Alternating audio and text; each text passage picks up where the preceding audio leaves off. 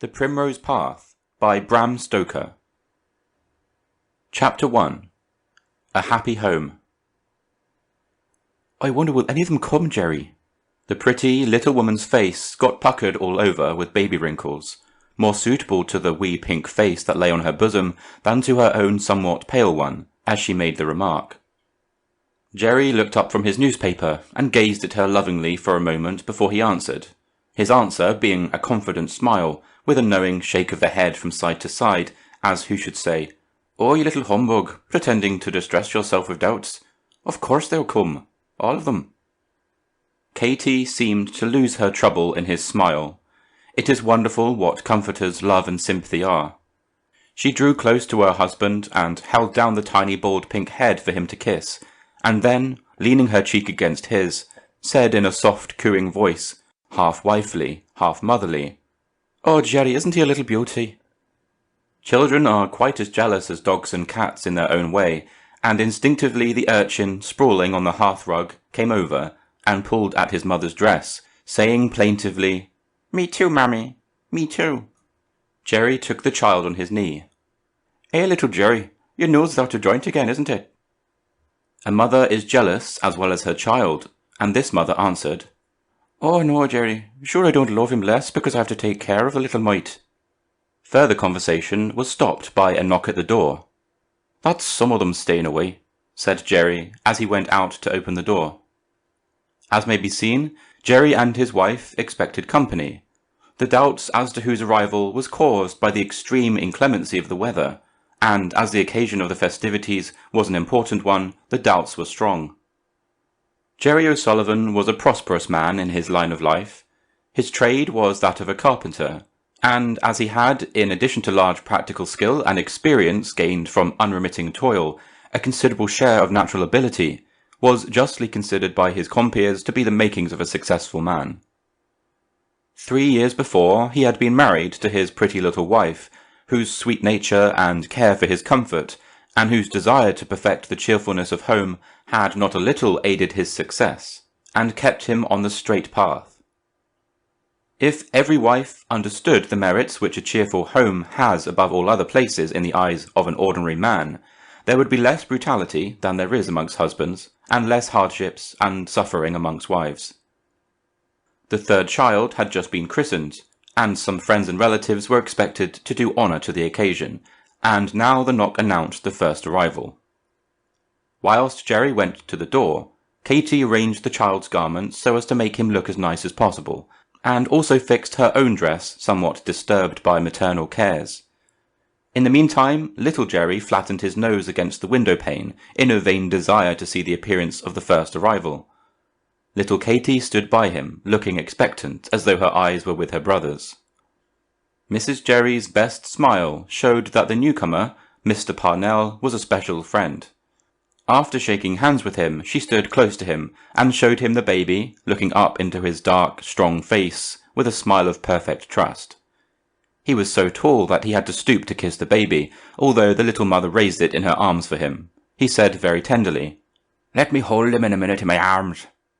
He lifted him gently as he spoke, and bending his head, said reverently, "God bless him. Suffer little children to come unto me, for of such is the kingdom of heaven." Katey's eyes were full of tears as she took him back, and she thanked the big man with a look too full of sacred feeling for even a smile. Jerry stood by in silence. He felt much, although he did not know what to say. Another knock was heard, and again Jerry's services were required.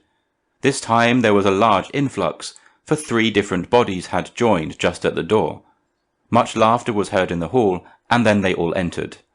The body consisted of 7 souls, all told. Place aux dames.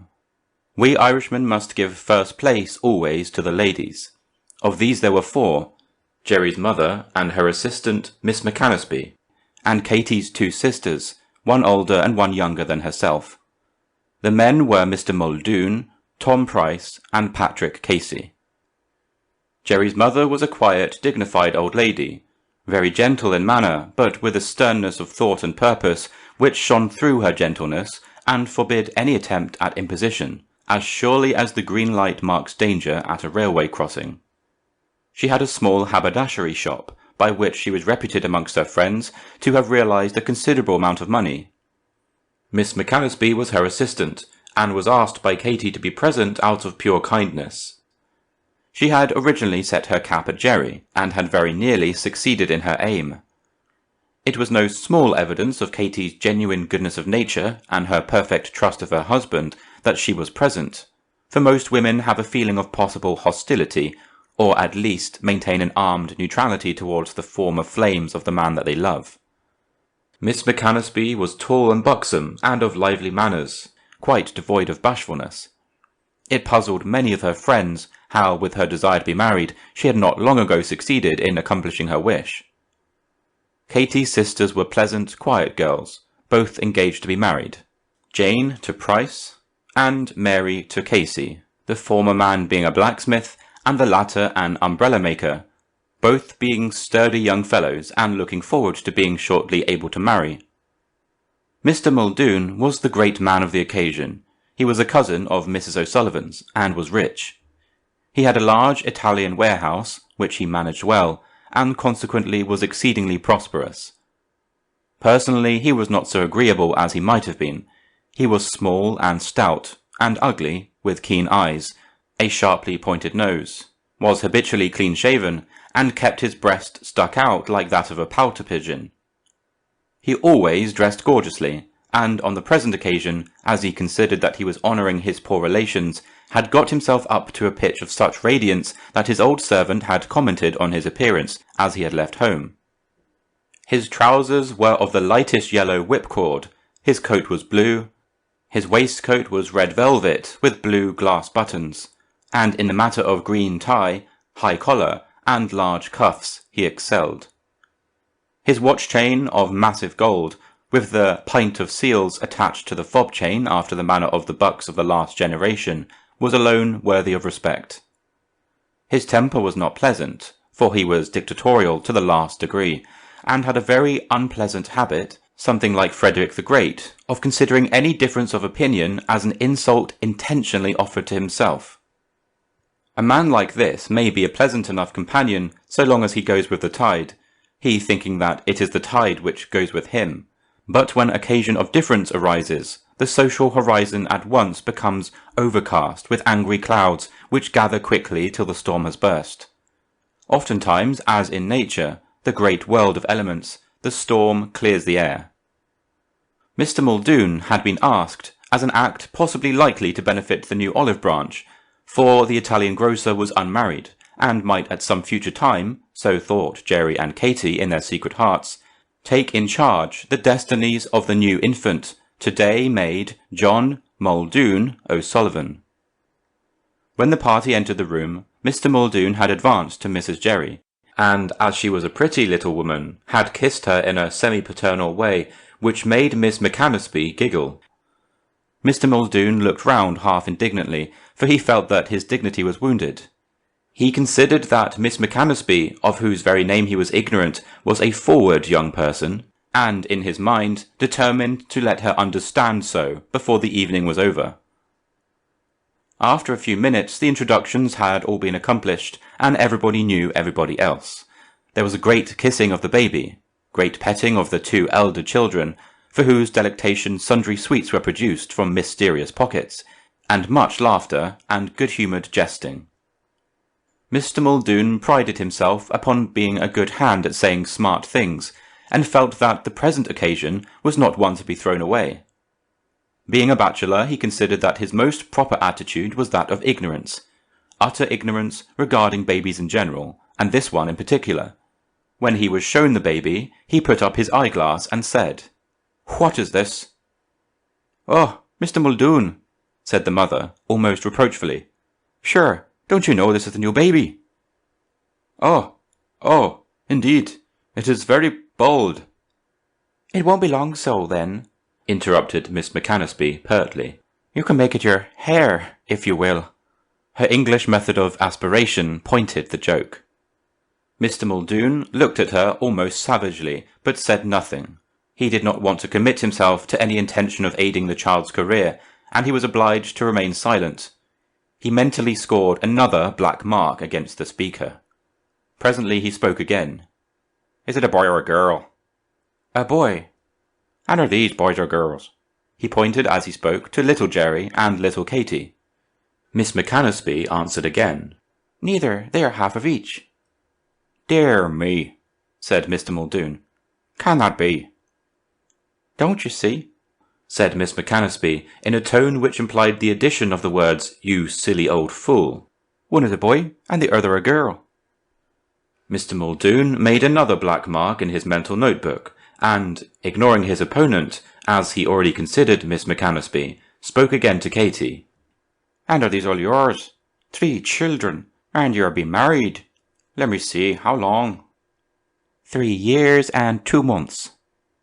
"Why, at this rate, what will you do in 20 years? Just fancy, 20 children. Really, Miss Katey, you should take the pledge." Katey did not know what to answer, and so stayed silent.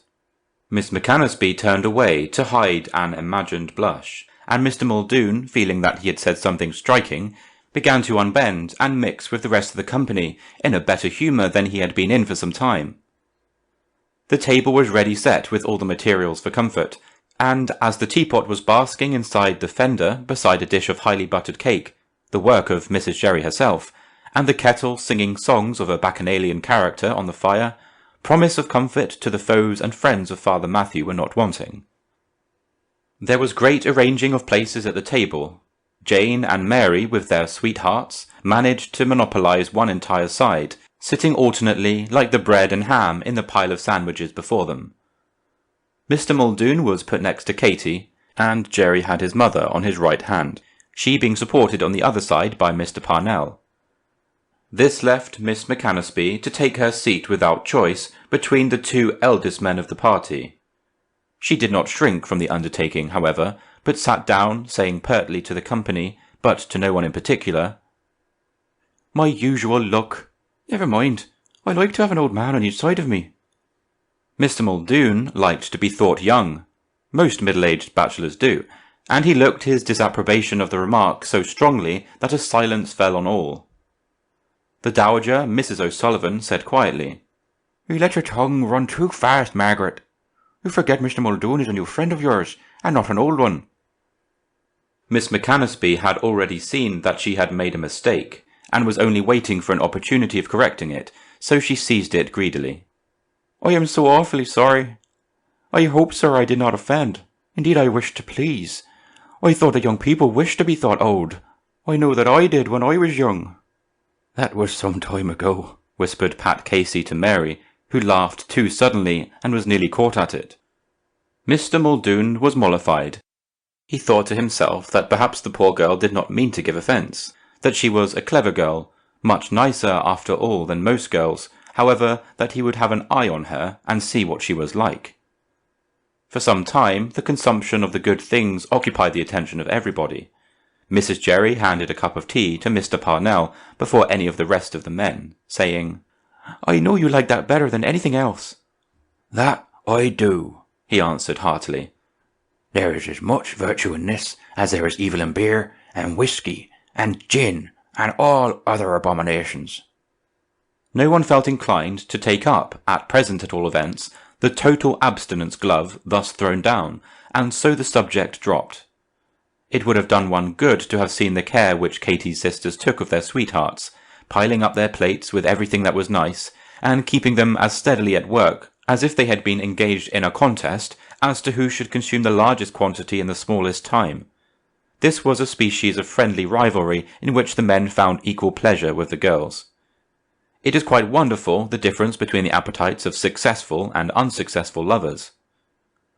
Mr. Muldoon and Miss McAnaspy, during the progress of this meal, became fast friends, at least so it would seem, for they bandied, unchecked, pleasantries of a nature usually only allowed amongst intimate friends.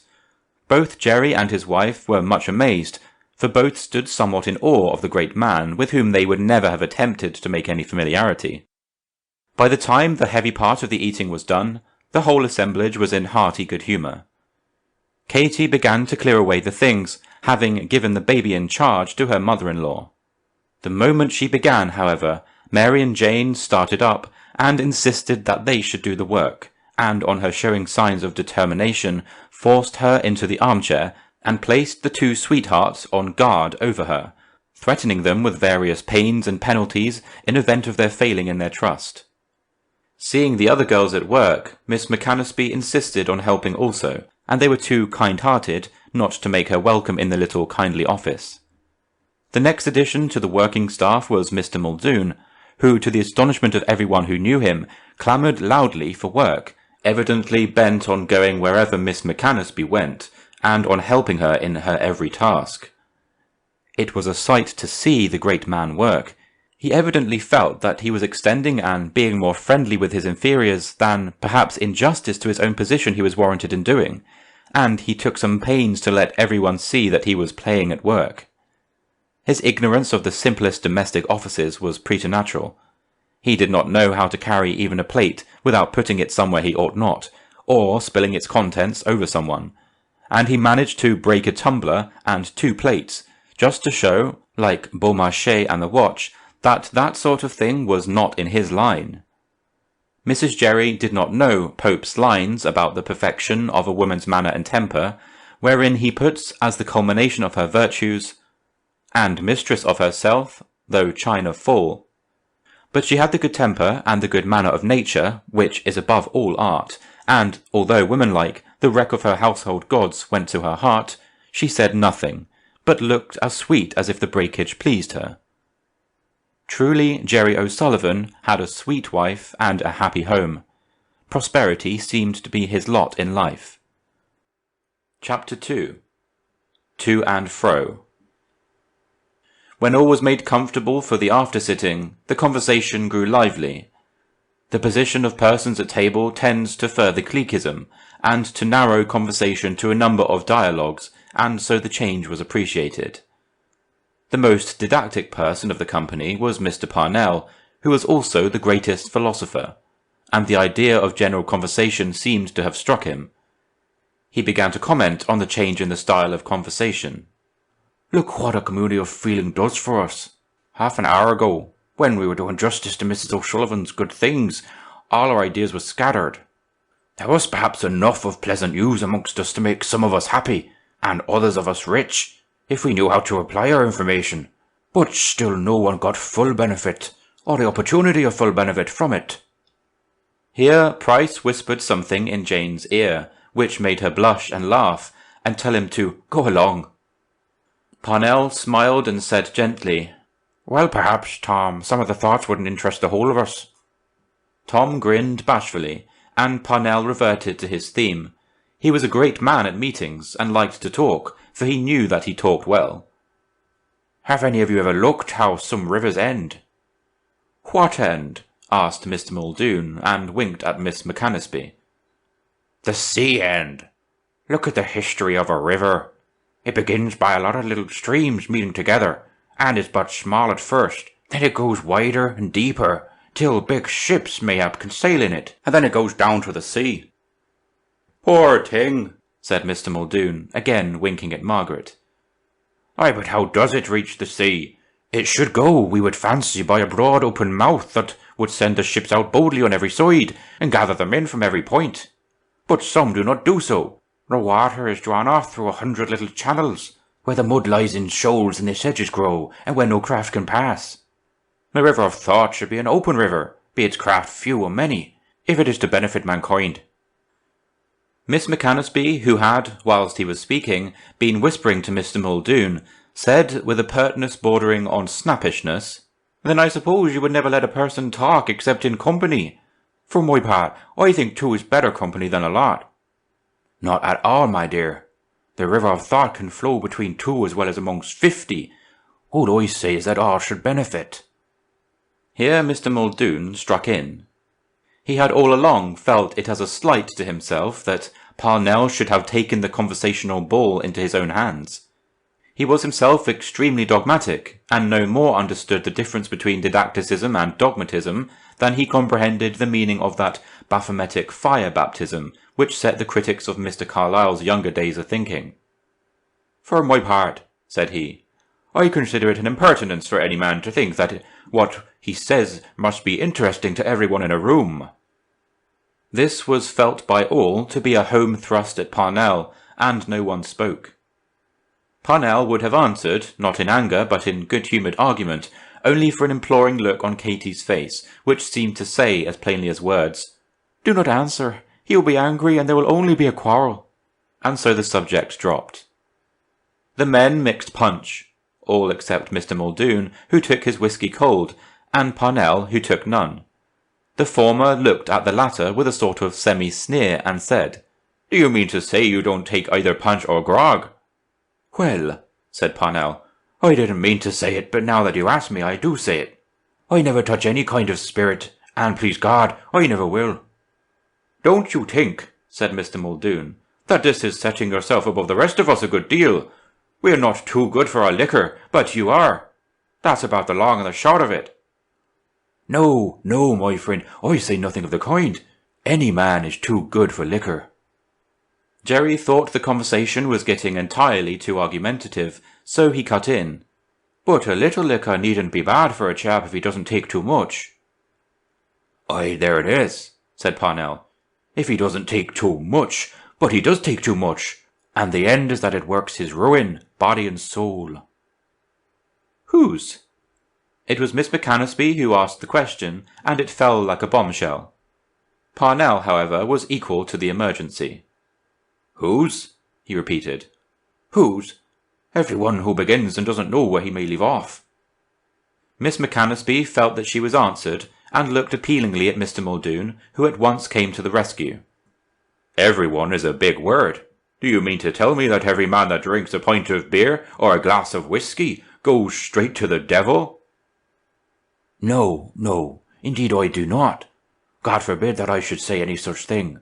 But look how many men that mean only to take one glass are persuaded to take two, and then the wits begin to go, and they take 3 or 4 and 5 and more sometimes.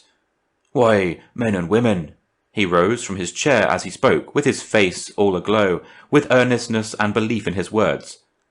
"Look around you, and see the misery that everywhere throngs the streets. See the pale, drunken, wasted-looking men, with sunken eyes and slouching gait. Men that were once as strong and hard-working and upright as any here, aye, and could look you in the face as boldly as any here. Look at them now, afraid to meet your eyes, trembling at every sound, mad with passion one moment and with despair the next." The tide of his thought was pouring forth with such energy that no one spoke. Even Mr. Muldoon was afraid at the time to interrupt him. He went on. "And the women too. God help us all. Look at them and see what bad drink plays in their wretched lives. Listen to the laughter and the cries that wake the echoes in the streets at night. You that have wives and mothers and—" This with a glance at Tom and Pat. "Sweethearts, can you hear such laughter and cries and not shudder?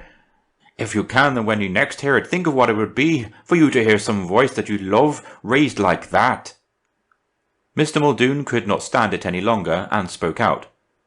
"But come now, I can't see how all the misery and wretchedness of the world is to be laid on a simple glass of beer." "Hear, hear," said Miss McAnaspy. Parnell's reply was allegorical. "Do you see how the oak springs from the acorn, the bird from the egg? Or I tell you that if there were no spirits, there would be less sin and shame and sorrow than there is." "Oh, yes," said Mr. Muldoon. "It would be a beautiful world entirely, and everybody would have everything, and nobody would want nothing, and we'd all be grand fellows. Hey, Miss Margaret, what do you think?"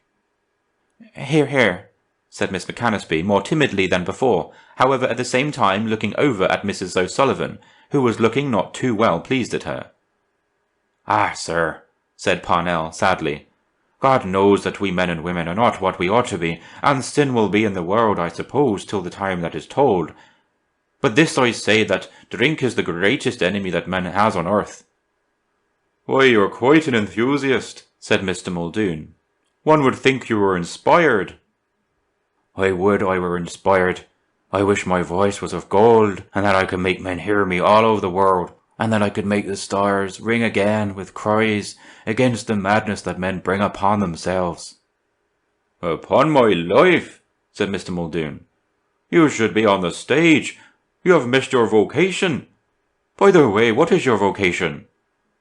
"I am a hatter."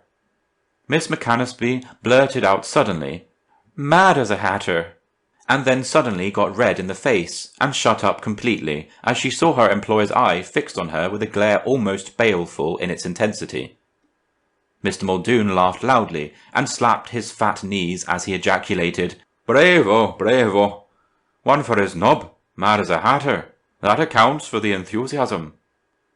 Then, seeing a look of such genuine pain on Katey's face that even his obtuseness could not hide from him how deeply he was hurting her, added, "Of course, Mr. Parnell, I'm only joking, but still it is not bad, mad as a hatter, ha ha."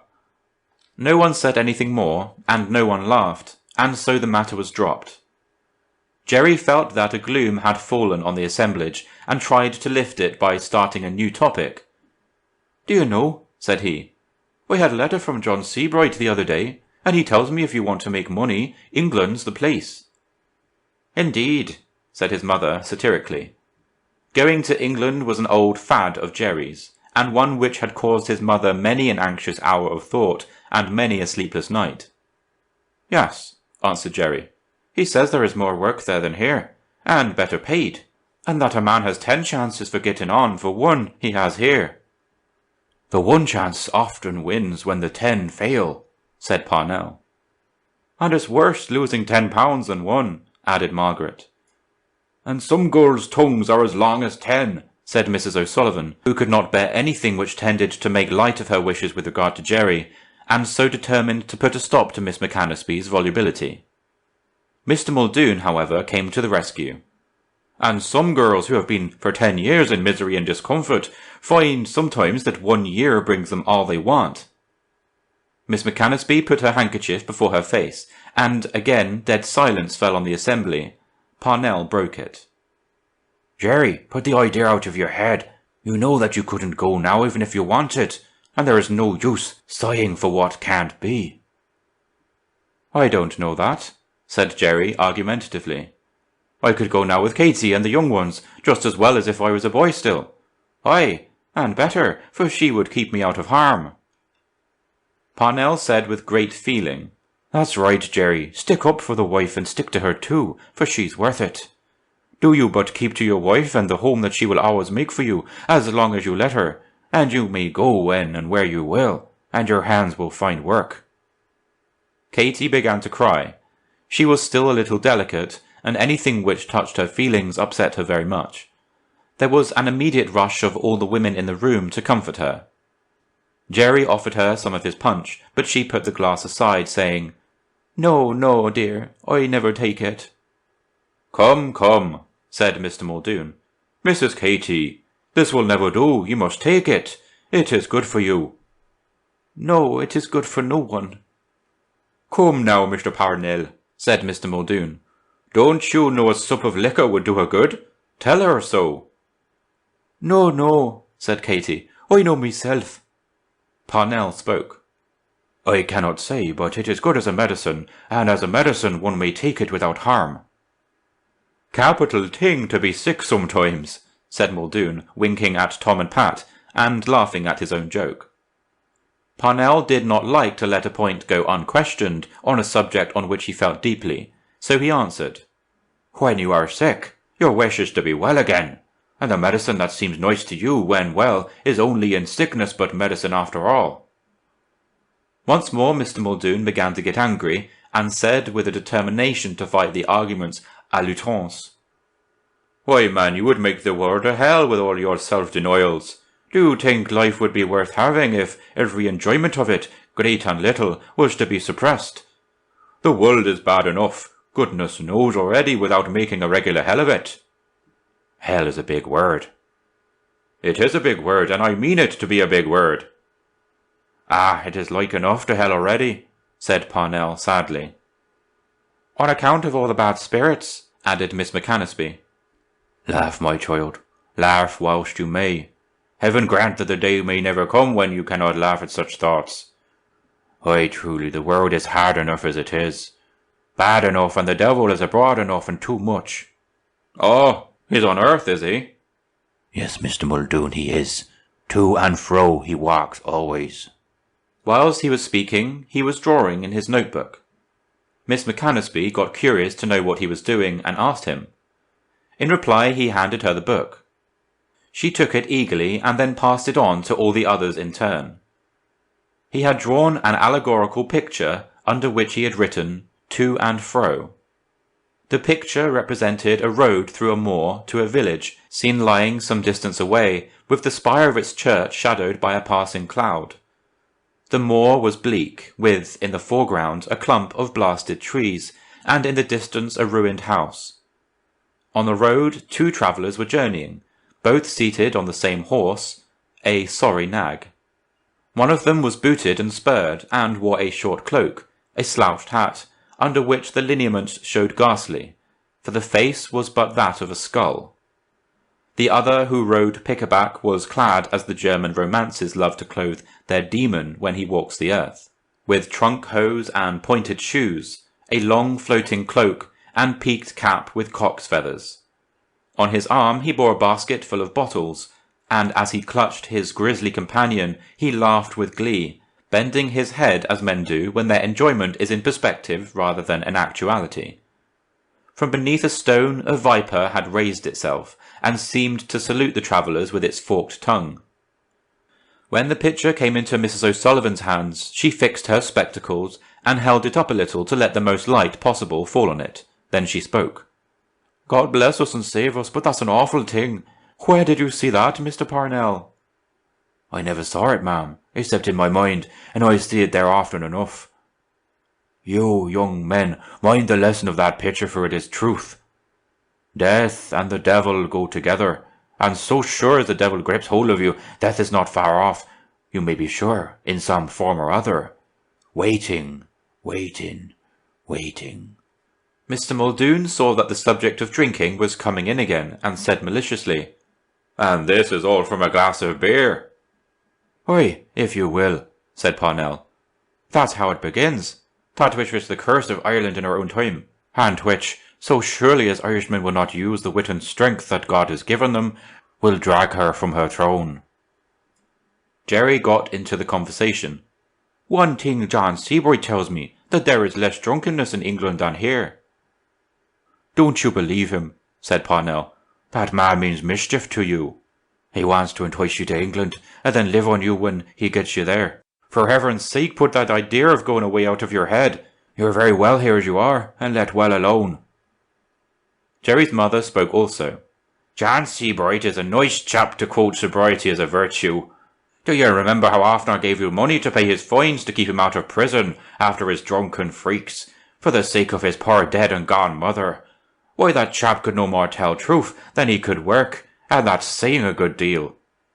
"Well, drink or no drink, mother, England's a grand place, anyhow, and there's lots of money going there."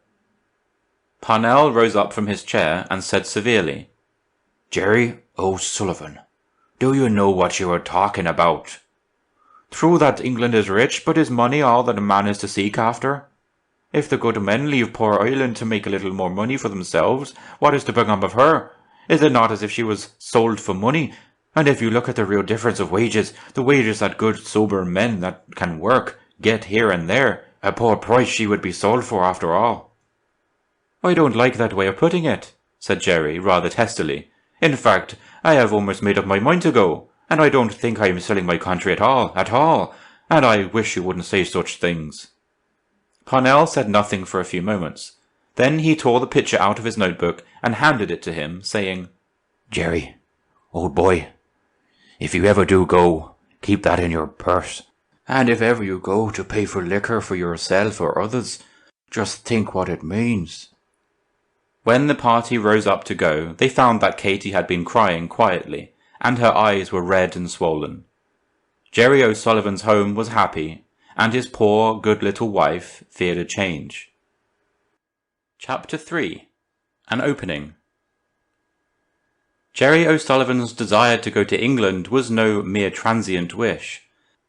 As has been told, he had had for years a strong desire to try his fortune in a country other than his own, and although the desire had since his marriage fallen into so sound a sleep that it resembled death, still it was not dead, but sleeping.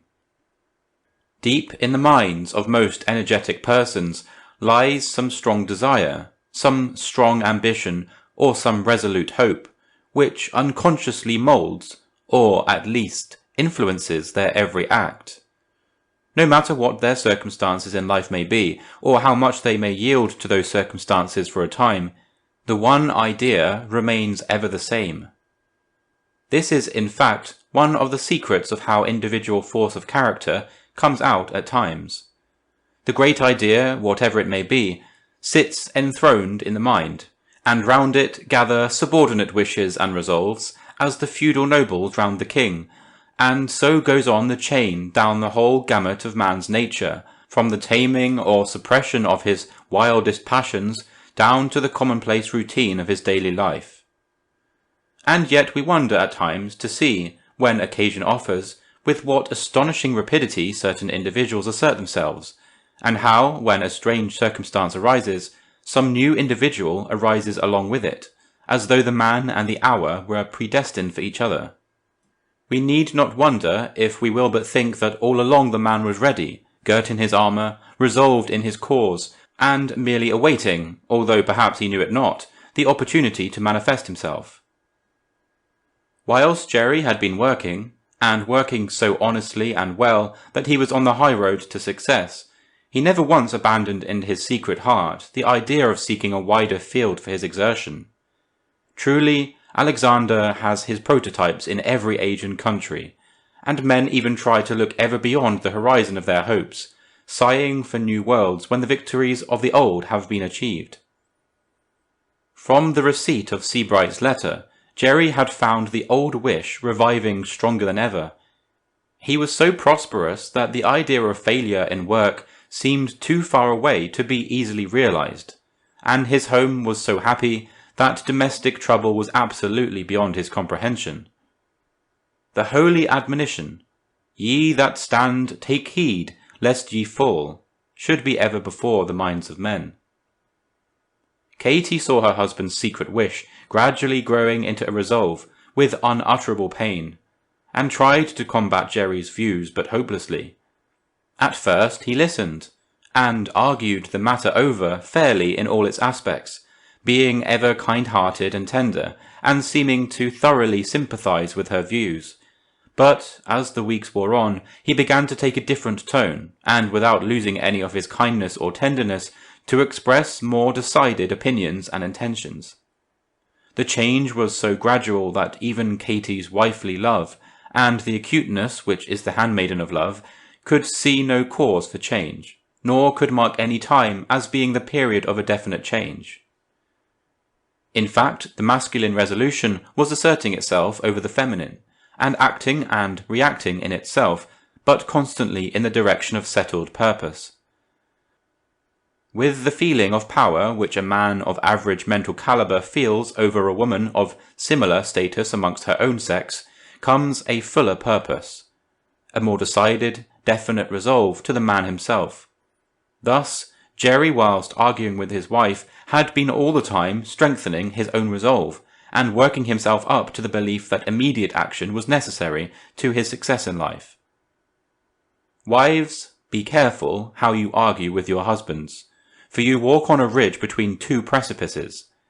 If you allow a half-formed wish to be the parent of immediate action on your husband's part, without raising a warning voice should you see danger that he does not, then you do him a wrong which will surely recoil on your own head and the heads of your children.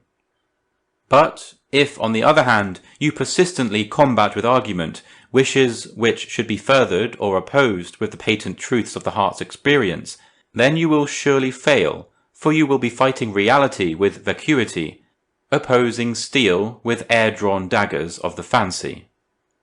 Katey's position was very painful. She felt that her speaking to her husband was a duty which her wifely vow, as much as her wifely love, called on her to fulfill. But at the same time she felt with that subtle instinct of true love which never errs and never lies, that she was sapping the foundations of her husband's love and weakening the influence which she had over him. Poor Katey. Her lot was a hard one, but she felt, and she was right, that where duty points the way, then the way must be walked, whatever be the misery of the journey, and wherever the road may lead. Jerry's mother, too, was fretted by her son's determination. He never spoke of it to her, but she heard it from their mutual friends, and the very fact of his being reticent on the point caused her more pain by raising doubts as to his motive, not only for going, but concealing his wish from her. Jerry had a twofold reason for his silence. Firstly, he did not wish to give her pain, and thought that by keeping silent on the point she would be spared at least the agony of looking forward to his departure. In this Jerry, like many of his fellows, fell into the same error, which leads the hunted ostrich to hide its head in the sand, the error which we make when we think that shutting our eyes means shutting out the danger which we wish to avoid. Again, Jerry wished to avoid pain to himself. The analysis of essential nature shows two evil qualities, which, although not always expressed, are nevertheless ruling powers: obstinacy and cruelty. No matter how these qualities may be counterbalanced by other qualities as good as these are bad, or no matter how well they are disguised, these two evil powers have here their home. Obstinacy, in its hardest light, is the adherence to a line of action begun for its end to be gained rather than for its duty. And cruelty is almost its logical consequence, for it is by its direct or indirect means that obstacles are cleared away, or points of vantage unworthily gained. Jerry's nature was a sensual one, although it had ever been held in check. The power of evil has a home in every human heart. In one it is a palace, vast and splendid, so splendid and vast that to the onlooker there are no dark nooks, no gloomy corners, but where all is so rich and noble that there is dignity in everything. In another it is a shooting box, only visited for motives of pleasure. In another it is an office where gold and secrecy are synonymous terms. In another it is a villa. In another a lowly hut. In Jerry it was the last, but no one is to suppose that because it was a hut, that therefore it was unimportant. The residents in palaces are usually to a certain extent migratory, but the inhabitants of huts are seldom absentees, and every Irishman knows that a perpetually resident peasant is better for a country than a lordly absentee. Thus, Jerry's devil, although living in a small house, was still always there, and was ever on the spot when opportunities occurred. One change, one decided change, came which Katey regretted exceedingly, and that was in his friendship for Parnell. Hitherto the two men had been excellent friends, and Jerry's success in some little business ventures was largely due to Parnell's wise counsel. But now the two men were seldom together, and the elder one seemed to have lost all his old influence over his companion. Parnell saw the change as well as Katey, and was deeply grieved. He, however, saw, whilst he saw the change, what danger there was in alluding to it, and so, as he was one of those men who feel it almost as much a breach of duty to be silent on certain occasions as to bespeak falsely, wisely kept aloof, and waited for a fitting opportunity for speaking earnestly to Jerry, without the risk of offending him. Jerry, too, knew of the change in himself, and felt a sort of hostile indignation with all who opposed openly or tacitly his determination. This was the first manifestation of the cruelty of his nature. His mother was broken-hearted, and in her grief, when arguing with him, unwisely gave play to her bitterness, and so hardened up one of the softest spots in his heart. She abused Seabright also, and as some of the charges which she brought against him were manifestly absurd, Jerry took occasion to think, and to express his thoughts, that they were all absurd. The devil works through love as well as hatred, and his blows are more deadly when we who strike, and we who bear alike, heed them not. One day there came a letter from John Seabright, which influenced Jerry vitally. It was as follows. Kingfisher Arms, Sunday. Dear Jerry, you had better come here at once. There is a place to suit you in a theatre called the Stanley, where they want a carpenter to manage for them. He must be a good man or he won't do, and the wage is fine, not to say exive, and the place easy and the people nice. You had best try for it at once, and don't let the chance slip or you will be a damn fool, and not worth getting another.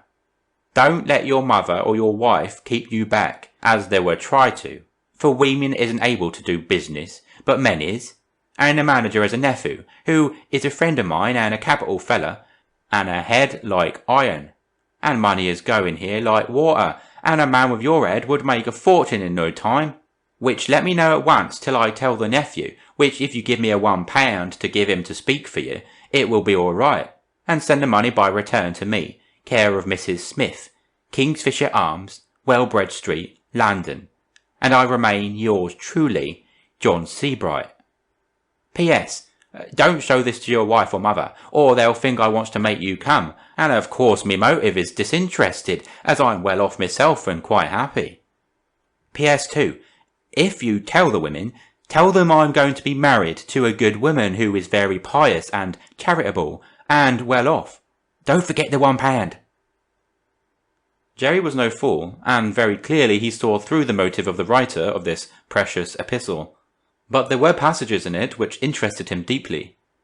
Notwithstanding the mean selfishness of the man's thoughts, and the vile English in which they were expressed, he could not shut his eyes to certain things which they suggested, chiefly the opening as theatrical carpenter. Jerry had never heard of the Stanley Theatre, and even now had not the ghost of an idea what it was like, or of what class. Nevertheless, he could not help thinking that it might be something good. London has a big name, and people who live out of it have traditionally an idea that everything there is great, and rich, and flourishing, and happy. The people who live in it can tell a different story, and point to hundreds and thousands of the poorest and most wretched creatures that exist on the face of God's beautiful world. The world that He has made beautiful, but that man has defaced with sin. Jerry was in that state in which a man finds everything which happens exactly suiting his own views. His eyes, the eyes of inner self, were so full of his project that they were incapable of seeing anything but what bore on its advancement. He shut his eyes to dangers and defects and difficulties, and like many another man, leaped blindly into the dark. Sometimes the leap in the dark is the perfection of wisdom and courage combined. But this is when the gloom which is round us is a danger, from which we must escape at any hazard, and not when we make an artificial night by wilfully shutting our eyes upon the glory of the sun. Jerry wrote to Seabright, enclosing a post-office order for £1, and telling him to lose no time about seeing after the situation for him. He said not a word about what he had done, even to poor little Katey, who saw with the eyes of her love that he was keeping something back from her. It was the first secret of their married life, and the bright eyes were dim from silent weeping as the little wife rose that morning after the letter to London was dispatched. Several days elapsed before Jerry got any reply from London, and the interval was an unhappy time for both him and his wife. Katey's grief grew heavier and heavier to her since she had no one to tell it to, and Jerry felt that there was a shadow between them. He recked not that it was the shadow of his own selfish desire, the spectre of the future that stood between them. Katey's lot was hard. The sweetest blessing of marriage is that it halves our sorrows and doubles our joys, and so far as her present life went, Katey was a widow in this respect, but without the sweet consolation that married trust had never died. Jerry's anxiety made the home trouble light. He had, like most men to whom the world behind the curtain is as unknown as were the mysteries of Isis to a neophyte, a strange longing to share in the unknown life of the dramatic world. Moth-like, he had buzzed around the footlights when a boy, and had never lost the slight romantic feeling which such buzzing ever inspires. Once or twice, his professional work had brought him within the magic precincts where the stage manager is king, and there the weirdness of the place, with its myriad cords and chains, and traps, and scenes, and flies, had more than ever enchanted him. The chance now offered of employment was indeed a temptation. If he should be able to adopt the new life, he would have an opportunity of combining his romantic taste and his trade experience, and would be moreover in that wider field for exertion to which he had long looked forward. And so he waited with what patience he could, and shut his eyes as close as possible to the growing miseries of his home. At last a letter came from Seabright, telling him that he had got the place, and one also from the manager, stating that he would have to be at work in a fortnight's time, and stating the salary, which was very liberal. Face to face with the situation, Jerry found that the sooner he told his wife, the better. He took the day to think over his plans, and when he went home in the evening he went prepared to tell her. There was about him a tenderness unusual of late, a tenderness which reminded Katey of the first days of their married life, and of the time when her first child was born, and so the little woman's heart was touched, and, womanlike, she could not fear, nor even see troubles in the light of her husband's smile. Jerry himself felt the change in her manner, and his tenderness grew. He took her on his knees as in their old courting days, and a few sweet, whispered words brought the colour to her cheek, and the old light into her eyes. Then it was that Jerry felt how hard was the news which he had to tell, and he half repented of his resolution. He thought of the happy home which he was breaking up, and of the anguish of the little wife and mother who was to be taken away from all her friends and relatives, to begin the world anew amongst strangers. But the time was come when he must speak, for to delay would be cruel, and so he began with a huskiness in his throat which was not usual to him. "Katey, dear, I've some news for you." Katey's arms tightened round his neck. "Oh, and good news too, Jerry. I know by your tenderness to me tonight. Jerry, dear, have you given up the wild idea?" Jerry did not expect this, and his voice became a little harder as he replied, "No, I have not given up the wild idea, as you call it. It is about it that I want to speak." Katey felt the shadow pass between them again, and in spite of all she could do, her eyes filled with tears. She did not wish to hurt Jerry, however, and turned away her head. But, manlike, he would know all that was going on in the mind of his companion, and taking her face between his strong hands, he turned it up to the light. As he did so, he saw the tears and could not help feeling annoyed, for he knew that as yet in the conversation he had said nothing to warrant the change from sunshine to rain. So he spoke not unkindly. "Crying already? Ah, Katey, what do you mean?" "Nothing, Jerry, nothing, my dear, only I couldn't help it. I'm not very strong yet." She said this with a tender, half-shy glance down at the cradle, which she was rocking with her foot, that would have turned the heart of a savage. Jerry could not help feeling moved, and clasped her still more tenderly in his strong arms, and his voice softened. "Sure, Katey, it's breaking my heart. I am all day knowing how you would take the news." "Cry away, darling, it'll do you good, and mayhap the news will make you cry." "No, no, Jerry, only talk to me like that, and I'll never cry. Never, never, never." The little woman's voice went up in a sweet, half-playful crescendo as she reiterated the last words, and shook aside her tears. "Then, Katey, I'll tell ye. I've got an offer to go to England." Katey's face fell.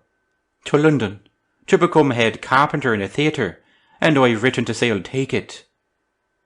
Woman's nature, when compared with man's, resembles more the hare than his does, and her moral eye, like the hare's eye, is set far back for seeing the past clearly, whilst it accepts the future blindly. She accepts facts more easily than resolves, and when once a thing has been accomplished, and any final or decisive step taken, the major part of her anxiety is over. Accordingly, Katey heard her husband's resolve with an equanimity which took him by surprise. She did not cry, although her heart felt to herself to sink into her very boots, but simply drew his head on her bosom and stroked his hair, saying fervently, "God grant, Jerry, acushla, that it may be for the best. May all the saints pray for us both." "Amen," said Jerry, and then both remained silent for a time.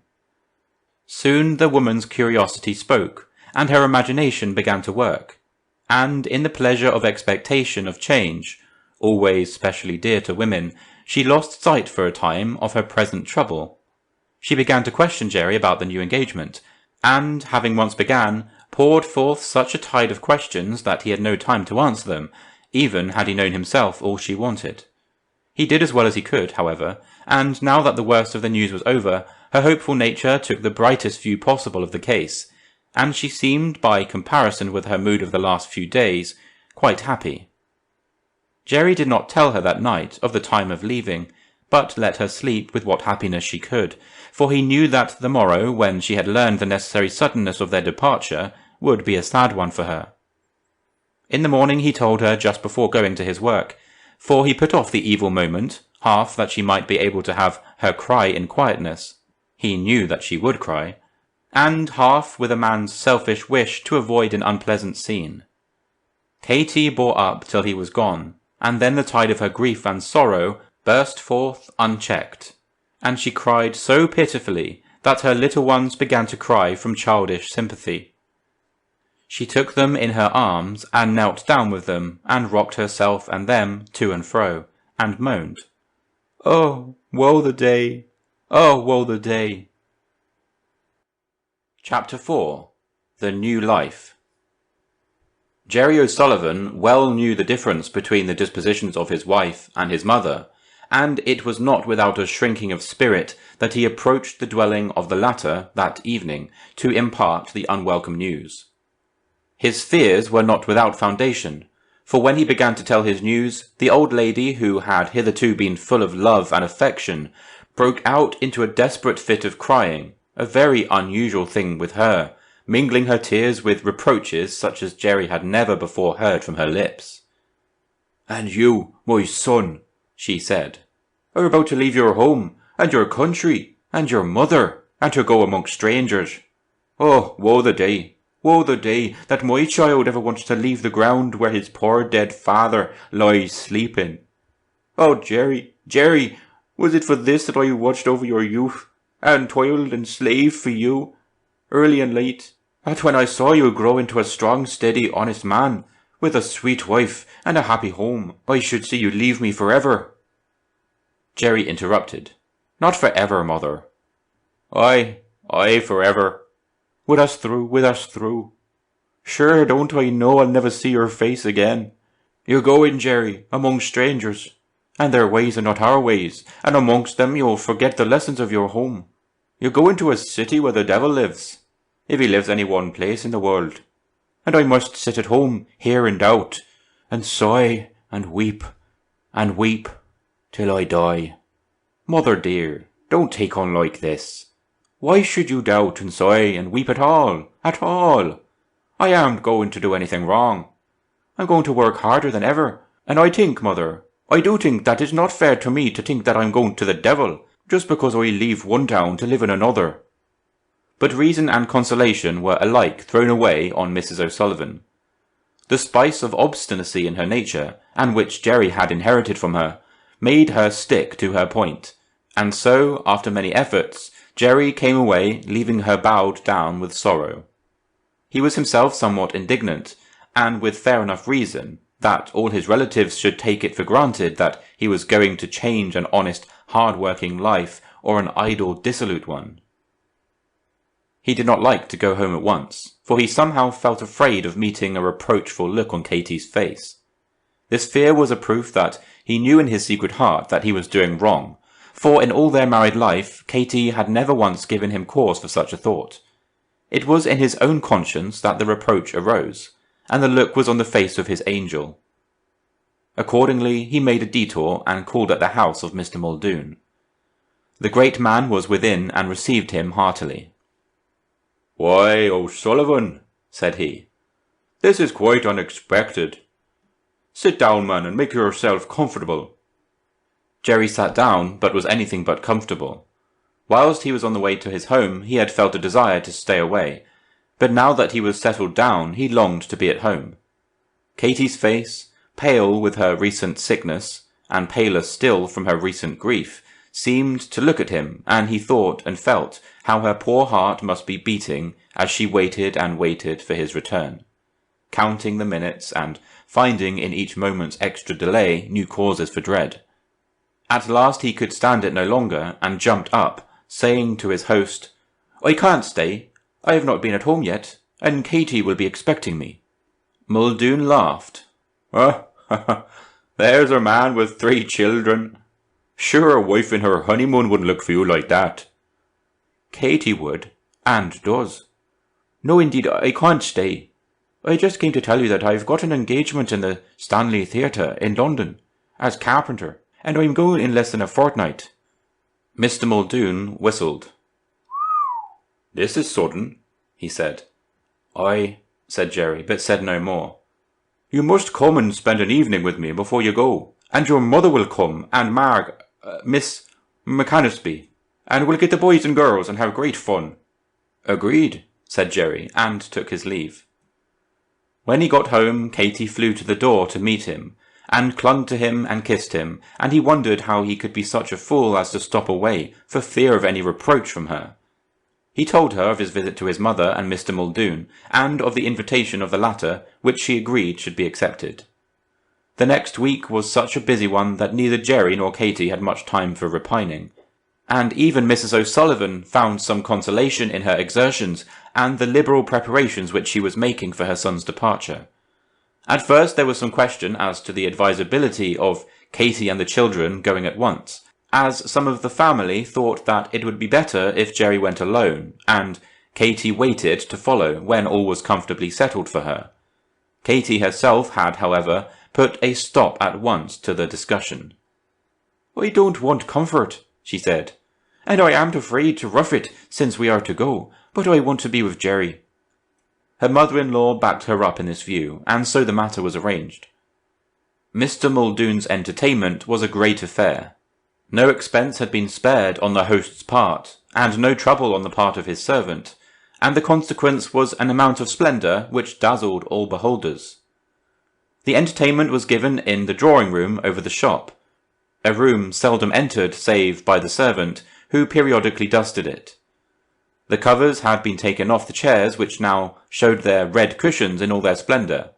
The yellow gauze had been removed from the mirror, the picture frames, and the gasolier, which no longer presented its habitual appearance, that of an immense jelly-bag, through which yolks of egg have passed.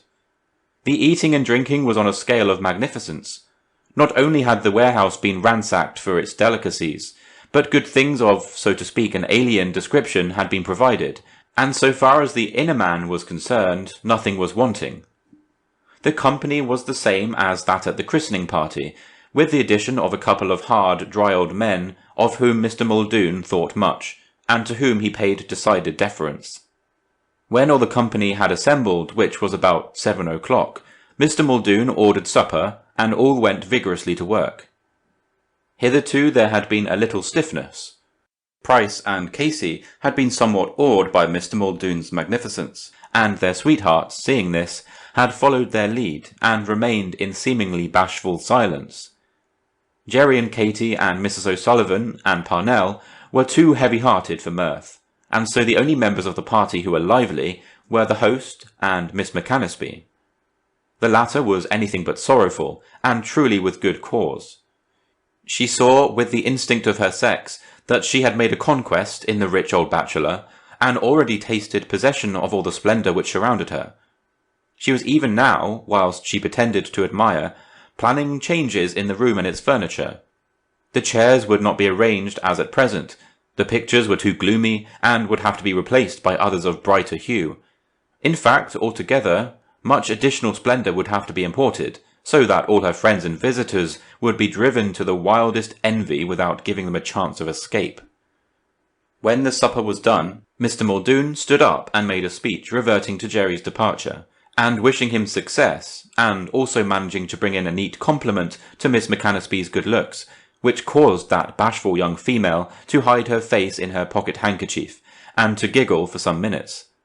Before he sat down he said, and said it pointedly, "The last meeting of festive description at which we all assisted was, I think, somewhat spoiled by various discussions.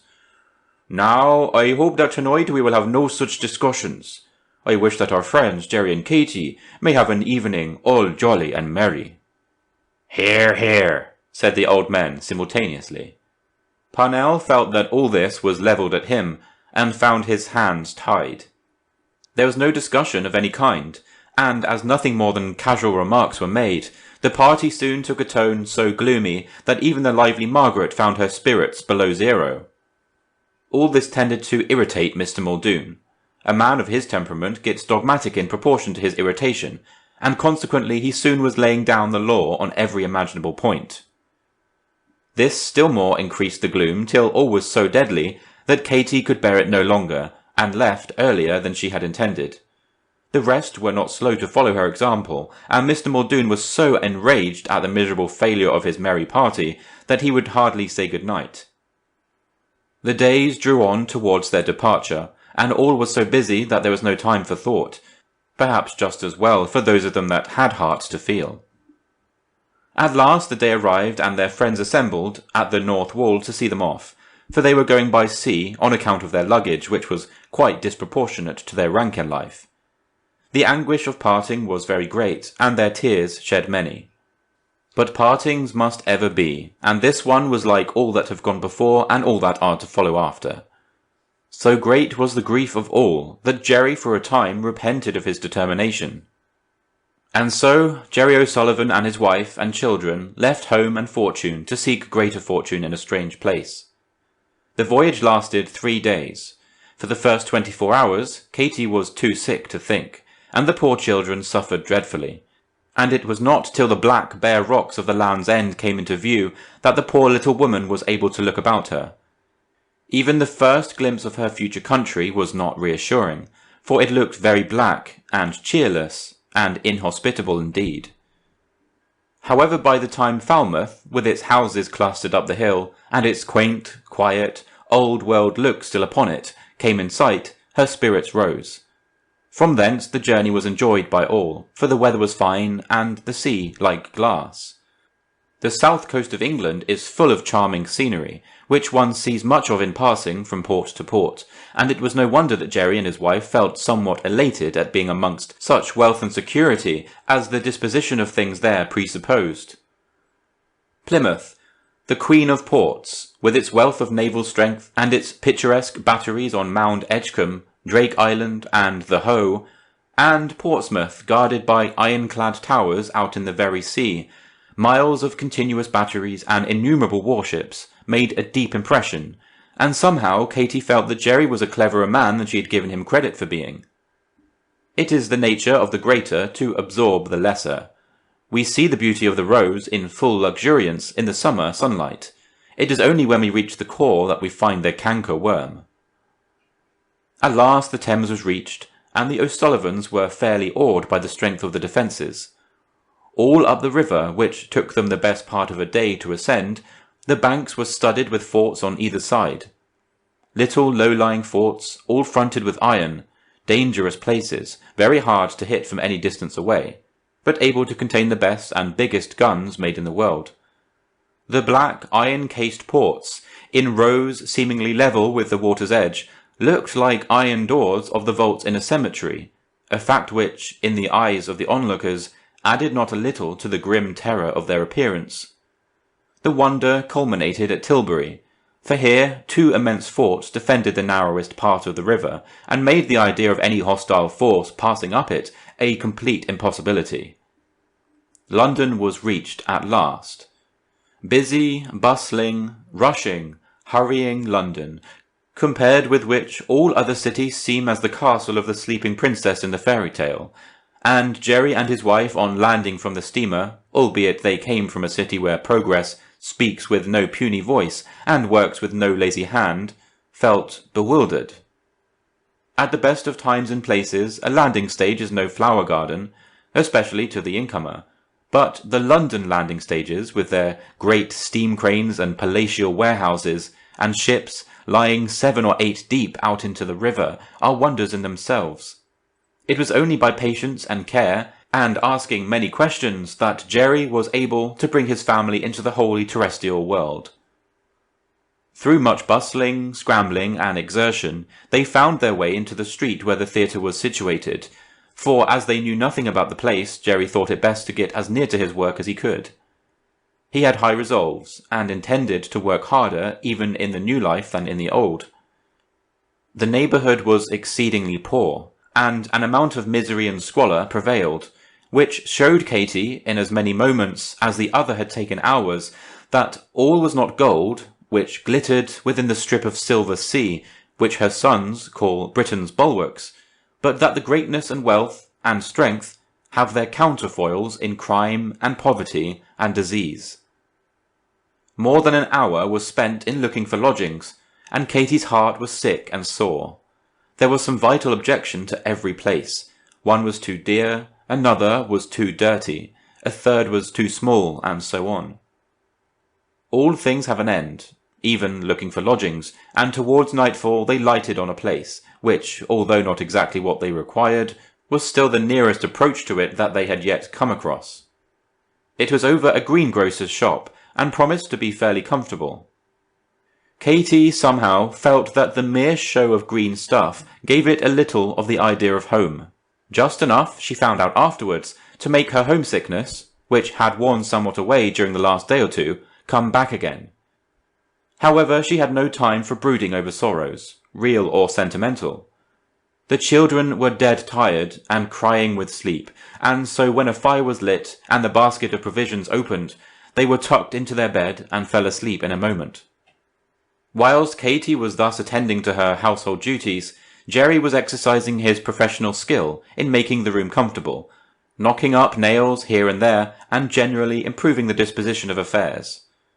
Both had finished about the same time, and then Katey made the tea, and the husband and wife sat down to chat, she sitting on his knee, as all loving little wives love to sit. Jerry now felt face to face with the realities of his new life, and the prospect was not at all cheering. He missed the comforts of home, and felt, in spite of his strong wilful self-belief, which deadens a mind like his to many outward miseries, that he was but an atom in the midst of the world around him. A grain of sand in that great desert which men call London. Katey was more cheerful, for a wife carries with her husband and children her true home, which rests as securely in her heart as a snail's house on his back.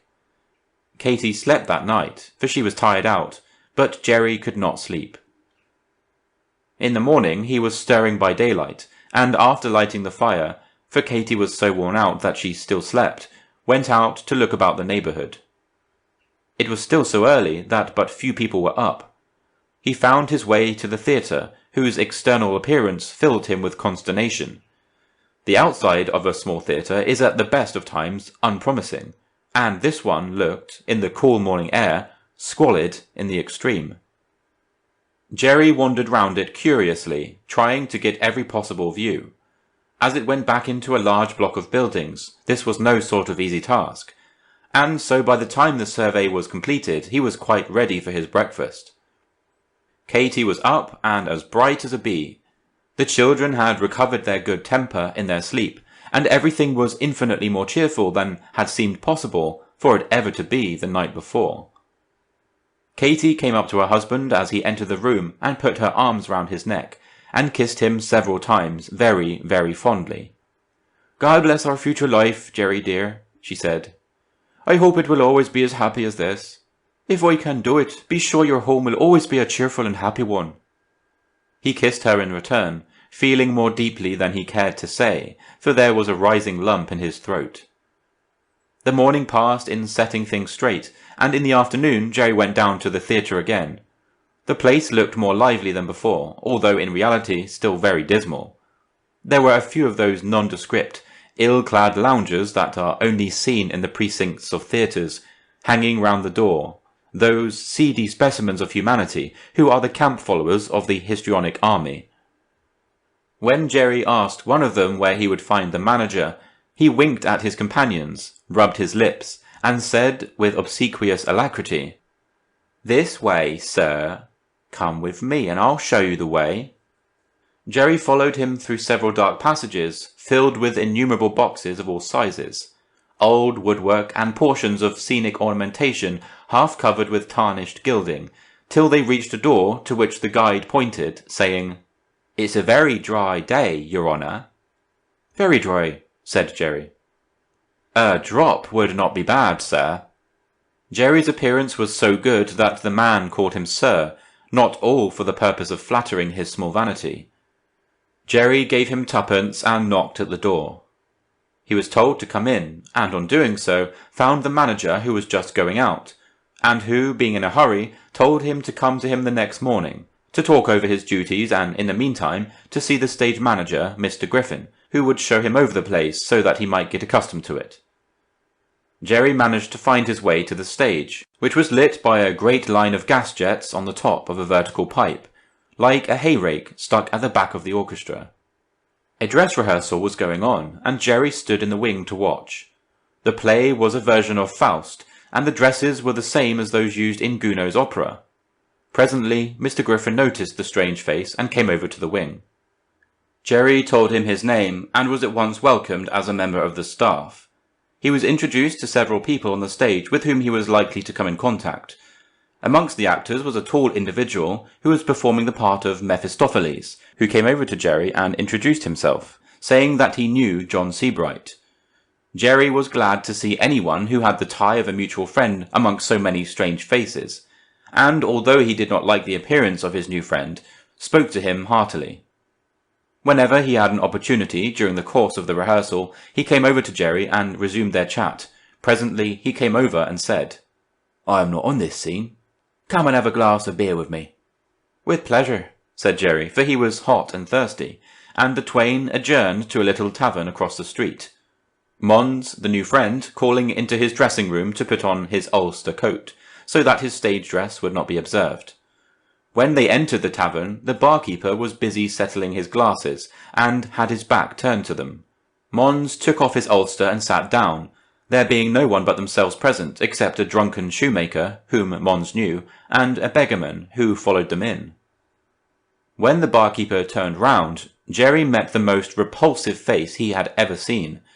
A face so drawn and twisted, with nose and lips so eaten away with some strange canker, that it resembled more the ghastly front of a skull than the face of a living man. Jerry was shocked, but in the meantime Mons called for the beer, which was brought and soon drunk. Mons then said, "Grinnell, this is our new carpenter." "Glad to see you, sir. Welcome to London. I understand you're Irish. You beat us there in one thing at all events." "What is that?" said Jerry. "Your whiskey. We can get none like it, but I tell you what, I'll give you some liquor you never tasted, I'll be bound. And as you're a stranger, I'll make it a present to you." No, said Jerry. "Take it," whispered Mons. "He'll be offended if you don't." Grinnell produced a bottle of labelled gift from the shelf, and poured out 2 half-tumblers full, and handed one to each. "That's what I give for my Hansel," said Grinnell. "What do you think of it?" "Capital," said Jerry, after tasting it. "What is it called? I see gift on the bottle." "No, that's not its name. I put that on it to show my customers that when I give it, I mean civility and not commerce. It's a decoction I make myself." Just then a boy ran across from the theatre and said, "Mr. Mons, you're wanted. Your scene is on." Mons tried to put his hand into his pocket, but could not, as his tights had no pockets. He said to Jerry as he went out, "I've got no money with me. Will you pay for the beer and I'll give it you when you come back to the theatre?" "All right," said Jerry, and he took out his purse. As he opened it, he saw Parnell's picture, and then it struck him that his new life was beginning but badly, drinking in the middle of the day. He paid the money and went quickly out of the public house without looking behind him. Chapter 5. How the New Life Began.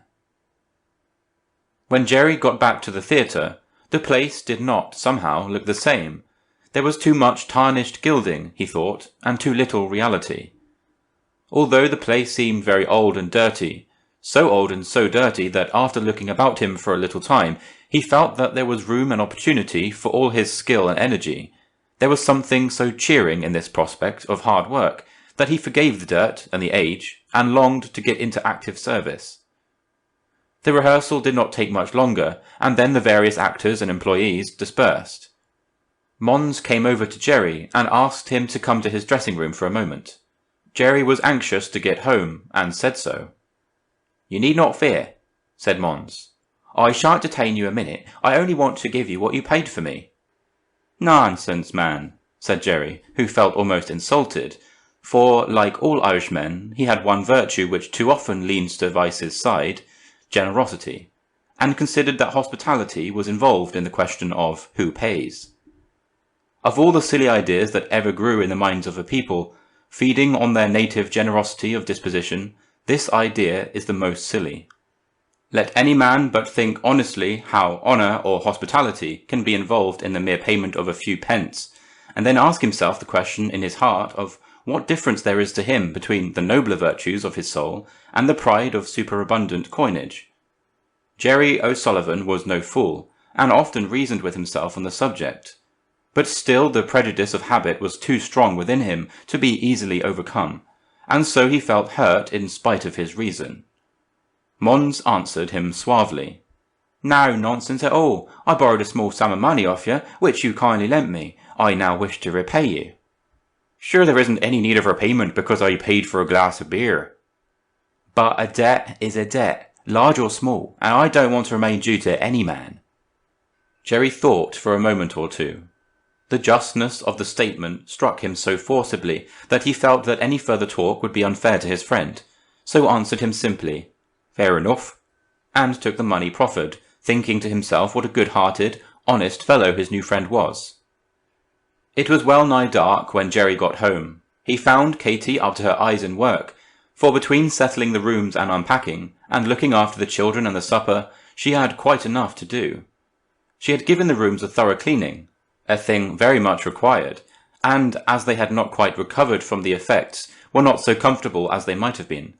The floors still presented that patchy appearance which newly washed woodwork always assumes, and even the bright fire was not able to quite overcome the idea of damp thus suggested. Nevertheless, the change even to unfinished cleanliness was pleasant after the unutterable grime of the theatre, and Jerry felt how pleasant was the idea of home, albeit he regretted in the core of his heart that his real home, the place where he was born and bred, was far away. Katey bustled about, and soon the supper was ready, and in its consumption things began to assume a pleasanter aspect. All were tired and went to bed early. In the morning Jerry was up early, and round the neighbourhood looking about him. Theatrical life, save on occasions, begins late, even for the subordinates, and Jerry's services were not required till an hour, which, when compared with his habitual hour for going to work, seemed to him to be closer to evening than morning. At the time appointed he was waiting to see the manager, who did not appear, however, till more than an hour after his engagement. Jerry waited with impatience for his coming. To a man habitually, as well as naturally active in occupation, nothing is so tiresome as that of waiting. It is only the drones in the hive of life that enjoy idleness in the midst of others' work. It is the misery of all those whose work is connected with the arts that there is a spice of uncertainty in everything. It would seem as if Providence had decreed that those who soar above the level of commonplace humanity should bear with them some counterbalancing weakness to show them that they are but of the level after all. The ancients showed this idea by an allegory in the story of him who, with wings of wax, thinking himself no longer a mortal, but a god, flew close to the sun till the waxen pinions melted and he fell prone. Jerry was in no good humour at the end of his long wait, and more than once the idea occurred to him that a theatre was a very dry place. Fortunately, however, he was afraid to leave his post, or else Mr. Grinnell might have benefited by his thirst. When the manager, Mr. Meredith, came in, he spoke to Jerry in an off-hand way, telling him what his duties would be and what his salary, that he should be always up to time, that he should keep his subordinates in good order, and so forth, and ended by sending him off to Mr. Griffin to find out the details of his work. Mr. Griffin was available, for the rehearsal of the day was only that of a stock piece, whose management he could trust to the hands of the prompter. He went right over the stage with Jerry, showing him the various appliances and their manner of use. Jerry's practised mind at once took in what was required in each case, and he saw his way to many improvements, to execute which his hands itched. The new style of work was not a little confusing, however, and the names of the different things got so mixed up that when he was asleep that night, Jerry kept dreaming of slots, and flies, and wings, and flats, and vampire traps, and grooves, and P.S. prompt side, and OP, opposite prompt side, all which got jumbled together and puzzled him not a little. He was not required at the theatre in the night time for a couple of days, and so spent the evenings at home. At last he got regularly to work, and began his task of reorganisation, commencing by trying a general cleaning up. After half an hour's work he was astonished. He could not have believed that any place could be so dirty, or that such a pile of dust and rubbish of every kind could have been accumulated into the space from which the pile before him had been removed. In the cleaning process he had got so dry that he found it necessary to have a drink, and accordingly he went to a corner of the cellar, where there was a tap, to get some water. As he was about to drink, Mons, who had followed him, spoke. "You don't mean to say you're drinking water at this time of day?" "Bedad I am. I've the thirst of the lost upon me." And Jerry raised his hands, of which he had made a bowl, to his lips. Mons gave him a shove which spilled the water. "Don't be an ass, man," he said. "Have a glass of beer, or try Barclay and Perkins." "What is Barclay and Perkins?" "Entire." "Entire? What do you mean?" "I mean, my dear O'Sullivan, that you are green as your Emerald Island. Barclay and Perkins are two great philanthropists who aid suffering humanity by brewing a delicious liquid called Entire." "Oh, I see. They're the London Guinness." Mons laughed satirically. "Exactly," he said. He could not fancy anyone judging of anything except by a London standard of comparison. In the meantime Jerry was getting more thirsty than ever, and on Mons renewing his invitation, he went with him to Grinnell's, to see, as the latter suggested, whether Ireland was equal to England in brewing or not. As they were leaving the theatre, Mons stopped and said, "Hold on a moment. Wait here. Or stay, wait for me over there. I want to go up to my dressing room to get some money." Jerry accordingly went across alone to the public house. As he opened the door, his ears were greeted by sounds of strife, curses both loud and deep, falling furniture and breaking glass, and the scuffling and trampling of angry feet. Added to these was the ceaseless yelping of a dog. Jerry pushed open the door hastily and entered the house. The sight which met his eyes was not a pleasant one to a peaceably disposed man. Two men were struggling in the centre of the room with all the intensity and ferocity of wild beasts.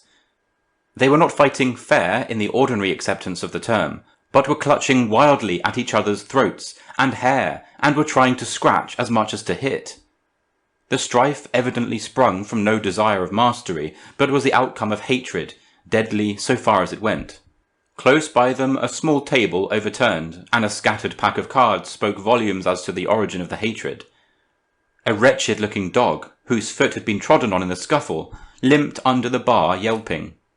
The only element of calmness in the room was supplied in the person of Grinnell, who, conspicuous in his white shirt-sleeves with large cuffs and gorgeous links, leaned over his bar complacently, resting his head on his hands and biting the tops of his fingers in quiet enjoyment of the scene. He knew from experience that a little émeute of this kind was in no wise to be discouraged, for it always ended in drinks all round, an ending of which he, as a professional man, highly approved. Jerry could not bear fighting. He had in himself, somewhere hidden below the outer crust of his nature, a spark of warlike fire, which his consciousness told him should not be fanned into flame, and so, whilst his head remained clear and his reason worked, he dreaded that which he felt in his heart was dangerous. He was, however, an energetic man, and it is not natural to the energetic to stand by inactive while strife is being carried on. Accordingly, he rushed over to separate the combatants. The part of peacemaker is a noble one, and one which no man worthy of the name should shrink from on account of its unpleasantness, difficulties, or dangers. But it has its own trials. The natural impulse of two animals, human or otherwise, when interrupted in combat, is to both turn on the aggressor, and the experience of any man will tell him how marked is this characteristic in the human animal. Jerry knew this as well as most men, for being a quiet and temperate man, the burden of peacemaking fell on his shoulders more often than on those of most of his fellows. He was not prepared, however, for the storm which fell upon him in this case. One of the combatants caught him by the hair, at which he dragged so savagely that, half to be free from the exquisite pain which it caused him, and half to end the struggle quickly, Jerry was obliged to clutch him by the throat. Having so caught him, Jerry was comparatively safe so far as this foe was concerned, for with his powerful thumb upon his throat and able to hold him at arm's length, the struggle was a matter of moments. He was not sorry for this, for he saw that his opponent was none other than John Sebright, who, however, did not seem to recognize him. But in the meantime the second gambler was quite free and able to work out his purpose unchecked. What that purpose was, Jerry had reason to remember for many a long day, for the man, who was a stoutly built fellow enough, snatched up a chair, and holding it by the leg in both hands, struck him over the head with it. Jerry fell quite senseless, just in time to be seen by Mons as he entered the door. The sight of a man lying on the floor, seemingly dead, save that he was bleeding copiously, called both the combatants to themselves, and instinctively they stopped and looked at him and at each other. Mons ran over and joined the group, and Grinnell, seeing that matters had gone a little too far, and fearing that his house would get a bad name, hurried out from behind his bar, cursing and swearing and making a great fuss. His first care was business. He was afraid of losing the custom of Jerry's victor by giving him offence, and equally afraid of getting into trouble if he did not take some active step against him. Accordingly, he took a medium course, and coming close to him, whispered, "You had better get out, in case of a row." The man nodded, and taking up his coat and hat, hurried out of the place. Grinnell proceeded to act the part of the Good Samaritan to Jerry, with, however, the difference that he forced the wine into his mouth instead of his cut.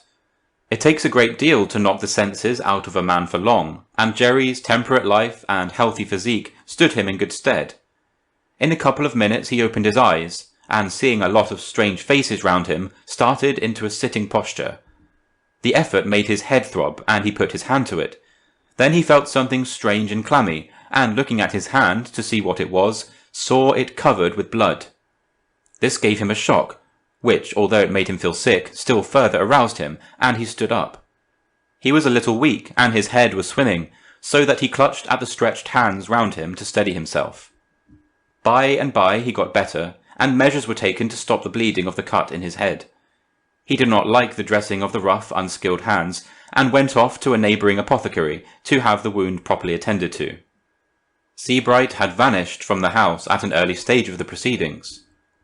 All this took some time, so that when Jerry got home it was past his appointed hour, and the dinner was nearly spoiled in spite of poor Katey's efforts. In order to prevent Katey from seeing the wound, he pretended to be in a hurry to get back to his work, and kept on his cap. Katey noticed that he was looking pale, and cautioned him against working too hard, and going into places that were not healthy. Jerry smiled, kissed her, and went back to his work. He was not able to do much, however, for after the rest he began to feel the real effects of the blow. He tried to work as before, but could not, and at one time got so faint that one of his men went out for some brandy, which freshened him up a bit so that he tried to work again. Again he failed, and this time almost fainted, and again the brandy and water cure was resorted to. Jerry was a temperate man, and the liquor thus taken at an unusual time began to have an effect on him. This made him angry, for he felt it, and having, as is known, a strong spice of obstinacy in his nature, determined not to give in to it. Therefore, instead of lying down, as Mr. Griffin, who was present, wanted him to do, he insisted in going about and talking to everyone, and generally laying for himself the foundation of a bad name and much distrust, for men never can have the same confidence in a man when they have once seen him off his head, as they had when his wits were intact. Mons took advantage of his condition to induce him to pay Grinnell another visit, for the purpose, he said, of showing the poor man that he bore him no malice for the row that had occurred in his house. Jerry was in that state when a man thinks that to say yes to everything is meritorious, and having shaken Mons's hand several times in succession, they both adjourned over the way, followed by a little train of the hangers-on, who scented a free liquor for themselves out of all this ultra-friendliness.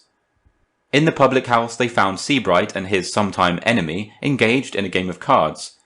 They had both returned on learning that Jerry was all right, and had made up their quarrel. When Sebright saw Jerry, he rose up quickly and ran over, addressing him with much effusion. "Why, Jerry, old man, I don't know how to look you in the face. To think I didn't know you, and that the first time we met after so long I'd be dragging at your hair, and you clutching my throat.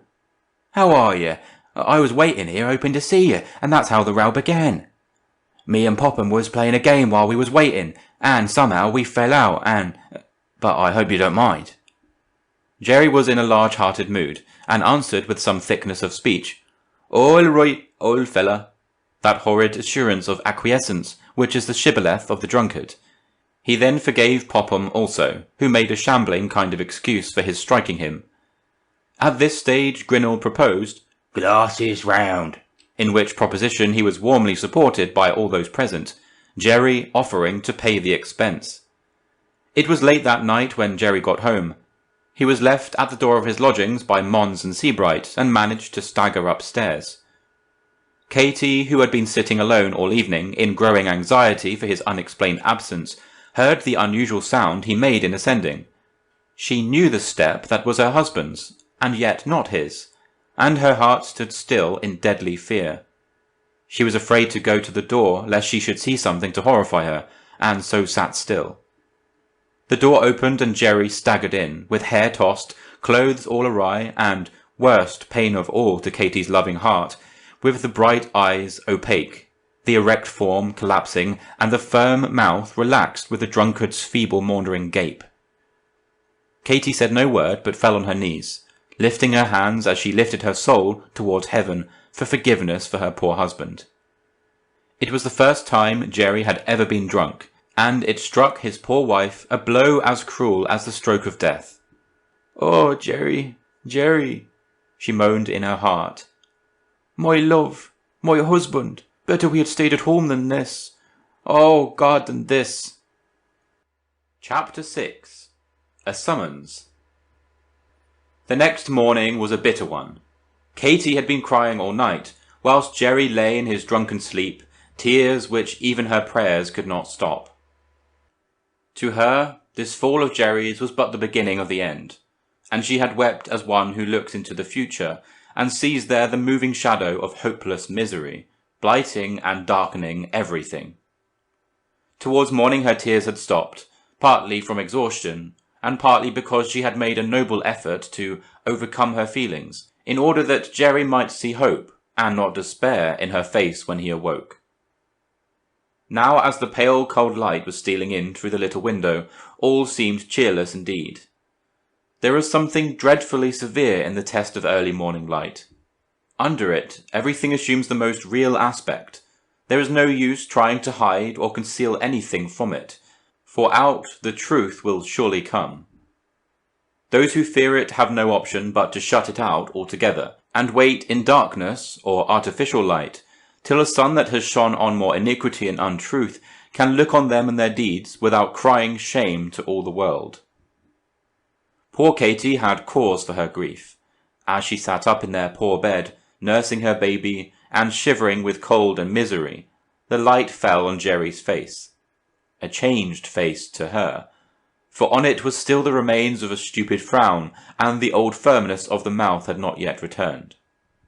For the first time she noticed the cut on her husband's head, and with a cry, suppressed lest it should wake him, bent over to look at it. She was terribly frightened, for she had not even a suspicion that he had been hurt. Now, having placed her baby beside her, she made a careful examination, and was horrified at the appearance which the wound presented. It was carefully dressed, but the very carefulness of the dressing increased her fear, for she could not see the actual extent of the wound, but could only fear, and of course she feared the worst. So she watched and waited till the morning light grew clearer and clearer, and then, at his usual hour, Jerry awoke. There are different ways of waking, and those who take the trouble to study the matter can see for themselves how much good or evil conscience has to do with it. Jerry awoke with an evil conscience, that which makes cowards of us all, and as the whole of yesterday, with its temptation yielded to, and its last prolonged debauch, rushed back upon his mind, he covered his eyes with his hands to shut out the reproach which he felt should be in the eyes of his wife. Katey saw the motion and understood it, and it wrung her heart with a bitter pain. She put her arms round his neck and said, with the tenderness that can only be in the voice of a loving wife, exercising the sweet woman's virtue of forgiveness, "Oh, Jerry, Jerry, don't turn from me. Look to me, Jerry dear. Can you find love and comfort anywhere but in the heart of your wife?" Jerry could not look her in the face, but blindly groping as if in the dark, he put his arms round her and hid his face in her bosom. Neither spoke for a while, but Katey rocked his head on her breast, as a while ago she had rocked her baby's. Presently she said, "Don't speak, Jerry, not one word to me. Let me dress your poor hurt head, and then you can go to your work amongst your mates, knowing that there is no cloud between us." Jerry raised his head and looked at her, with his eyes full of honest tears and his mouth with something of the old firmness. He held her from him at arm's length in a loving way and said slowly, "Katey, I have done wrong. Don't speak. I must say it, for it is true, but I hope it will be the last time. Trust me this once, and you won't have more cause for fear." He did not wish her to answer, and so she stayed silent. All that day Jerry worked very hard, and resisted all temptations, both those from within, for his excess of the night before had parched him, and those from his friends, and he went home that night to Katey with a good conscience. The next day was the same, and the next, and the next. Thus his old confidence in himself came back to him. Ye that stand, take heed lest you fall. With his confidence came a temptation to do things to test it, and conscious of his own strength of purpose, Jerry went across to Grinnell's, just to prove, he thought to himself, that I'm not afraid. Great efforts were made by those present, who included Mons, Seabright and Popham, to induce him to take something, but he consistently refused, but with good humour. Still he felt it pleasant to be in a cheerful room amongst a lot of companions, much better than grubbing away at piles of wood, grimy with the dust of months, and he thought that now that he felt how strong he was, he would often take a run across the road and hear some of the gossip of the day between his spells of work. These days were pleasant for Katey, for she saw that Jerry was quite his old self, and she was beginning to get reconciled to the new life. Jerry never told her of his visits to Grinnell's, for he thought to himself, "What is the use of telling her? There is no harm in it, but she will only be imagining harm, and worrying herself about nothing." Seabright came to see him one evening. Katey made her husband's friend welcome, as every good wife does. The two men chatted pleasantly, Katey occasionally joining in. She saw that Jerry enjoyed the evening, and she herself, devoid as he was of friends, enjoyed it too, and asked their guest to come again. He was not a man to stand on ceremony in such matters, and he did come again, and his visits grew more frequent, till at last his coming was a matter to be expected every second night or so. Mons also paid a visit and was made welcome, and repeated his visits also. Katey did not like either man, but she disliked the latter. She had known Seabright long ago, and he had at least the title of old acquaintanceship to be liked. But Mons was a newcomer, and one that she felt was, for her husband's sake, not to be encouraged. Thus things went on for some time. Occasionally letters came from Dublin telling of the progress of affairs. At last Katey received one, which she opened with some curiosity, as the writing was not familiar to her. It ran as follows. "Dear Miss Katey, I have some news to tell you, which you will be glad to hear. I am going to be married. You will never guess who to, which is Miss McAnaspey, who I met at your home. Margaret, that is Miss McAnaspey, desires me to say she hopes you are well, and that my young godson, or goddaughter, or whatever the brat is quite well. I hope some day to be something else but a godfather." Here was inserted a feminine hand. "Don't mind him, he is a wretch. We, which we is I and Margaret, Miss McAnaspey, are going over to London on our honeymoon, and hope to see you. Margaret, Miss McAnaspey, says you are sure to live in some wretched hole, but you will not mind us going if we don't, provided Margaret, Miss McAnaspey, says that her new clothes won't get spoiled by going upstairs, like a corkscrew to a garret, or down a slippery ladder into a cellar, where your head knocks above you in the grating, and your feet slip and you fall amongst the oysters, and shrimps, and prawns. But we will go all the same, wishing you all the good wishes what you wish, in which I join," written in a female hand again. "We remain, dear madam, yours respectfully, John Muldoon. P.S. I hope Jerry hasn't taken to drinking yet." This letter made poor Katey very unhappy. There was in it a tone of selfish heartlessness, which would have made its contents a matter of indifference only for 2 or 3 of the remarks it contained. What right have they, Katey thought indignantly, to think that Jerry would take to drinking? Has he taken to it yet? Indeed, as if Jerry would be a drunkard. My Jerry, that never was drunk but once, and that never goes near a public house now. And why did they think we lived in a garret, or a cellar either? I'll be bound there isn't as clean or as comfortable a room in John Muldoon's house as this very room. It's like their impudence. And so ran on the little woman's thoughts, till something within her whispered, Pride, Katey, pride. Take care of pride. Keep your room clean and nice, and it won't matter whether they think you live in a garret or anywhere else. In time, Mr. and Mrs. Muldoon came over to London, and after sending a message to Katey that she might be prepared, they paid her a visit. Mrs. Muldoon was radiant with every colour in the rainbow, and from the number of garments floating and flying about her, looked of such a portentous dimensions that her little stout husband seemed like a dwarf. John Muldoon, however, did not consider himself a dwarf by any means, and was as proud of his wife as a dog with a tin tail. Mrs. Muldoon was most patronisingly affectionate, as became her exalted rank and her blushing condition. She kissed Katey several times, and disported herself with the children, whom she took turn about on her knees until she got tired of them. Her conduct towards the baby was worthy of note. Towards it she displayed an amount of affectionate curiosity worthy of all praise. She dandled it in her hands, she kissed it, she cuddled it, she almost strangled it, and by her unskilful nursing managed to inflict on it much pain in the way of pins. Katey stood by, now smiling, now anxious, as the child seemed pleased or unhappy. Suddenly, without any apparent cause, Mrs. Muldoon stood up and said, John dear, I think we have stayed a long time. Mrs. Katey will want to get back to her work. And so, taking her husband's arm, went away after a hurried farewell.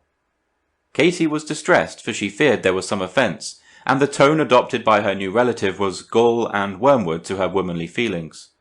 For they had not wished to see Jerry, but merely asked for him. It was only, however, that the bride was tired of the visit, and wished to see more of the sights of London. A letter came from Parnell one day, which gave Katey great pleasure. One sentence in it ran as follows. Never forget that you must be your husband's guardian angel, in case he falls into any temptation. Above all things, remember that your hold on him is stronger when there is a perfect confidence. When there is between man and wife a shadow of suspicion or doubt, when either hesitates to tell a secret or confess a fault, not knowing how it will be received, then there is over their lives the shadow of a dark future.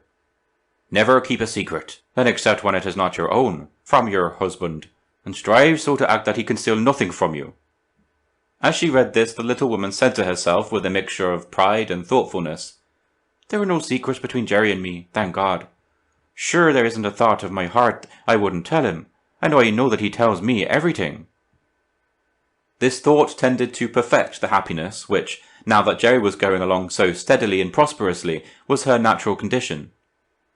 A few evenings after, whilst Jerry was at the theatre, Seabright came in. In the course of conversation he happened to mention Grinnell's name. Who is Grinnell? asked Katey. Don't you know Grinnell? Why, he's a friend of Jerry's. A friend of Jerry's? How odd that he never mentioned him to me. What is he? He keeps a public house opposite the stage door of the Stanley. Katey's heart seemed to turn to stone, but she did not choose to let Seabright see her feeling, lest it should do harm, and so for the present let the matter drop. When her visitor had gone, she was in a dreadful state of mind. She longed to cry with a bitter longing, but feared to, lest Jerry should find her eyes red on the return from work, and so she bravely bore her sorrow, the sorrow that followed the thought of her husband's concealment. When Jerry returned, he found her bright and cheerful as usual, and in a talking humour. He had had a hard and long day's work, and was now quite in a humour for a quiet chat. Katey had been thinking over Seabright's remark, and had come to the conclusion that, as Jerry had not told her about Grinnell, he had some object in his concealment, and that to force a confession would be to put him in the wrong at the very outset. Accordingly she began her conversation with the object of trying to invite his confidence. After talking over the state of things at the theatre, to which she had been several times, Jerry's companions, and daily life, she asked him, "What you do all the evening, Jerry?" It must be very slow work for you. Well, it is slow at times, but as a rule there is plenty to do. So that with looking after the cellars and the flies and the wings, and trying to keep the men square and sober, my time isn't idle, I can tell you. Is it hard to keep the men sober? Isn't it? They'd be always over in Grinnell's if I let 'em. What is Grinnell's? A public house over the way. And is Grinnell the proprietor? He is, and a good fellow too. Very pleasant and sociable. Jerry was thinking that the present was a good time to tell his wife that he sometimes went in, but did not drink anything. But such a look of fear came over her face, despite all her efforts, that he did not care to go on, and hastily turned aside the current of conversation. Katey felt that the shadow was growing, but yet feared to say anything more at present, lest Jerry should be hurt. Poor little woman, she was in great doubt, pitiable doubt, as she had no one near to advise her, was driven almost into despair. In her perplexity she wrote to Parnell a tender little letter, full of love for her husband, and asking earnestly for advice. The answer came in a way that she did not expect, for one day, shortly after, while she was busily engaged over her washing tub, a tall man, none other than Parnell himself, walked in. Katey looked at him in amazement, and gave a low, glad cry, and, as she was, without even thinking of her wet hands and arms, ran over and put her arms round his neck and kissed him. Whilst she was in this attitude, Jerry came in, and seeing his wife with her arms round a man's neck, for he did not at first recognize Parnell, not expecting to see him, gave vent to an indignant, "Hullo!"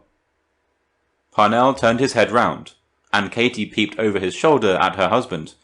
When Jerry saw who it was, he nearly shook his hand off and pressed him into a chair, asking him all sorts of questions without giving him time to reply.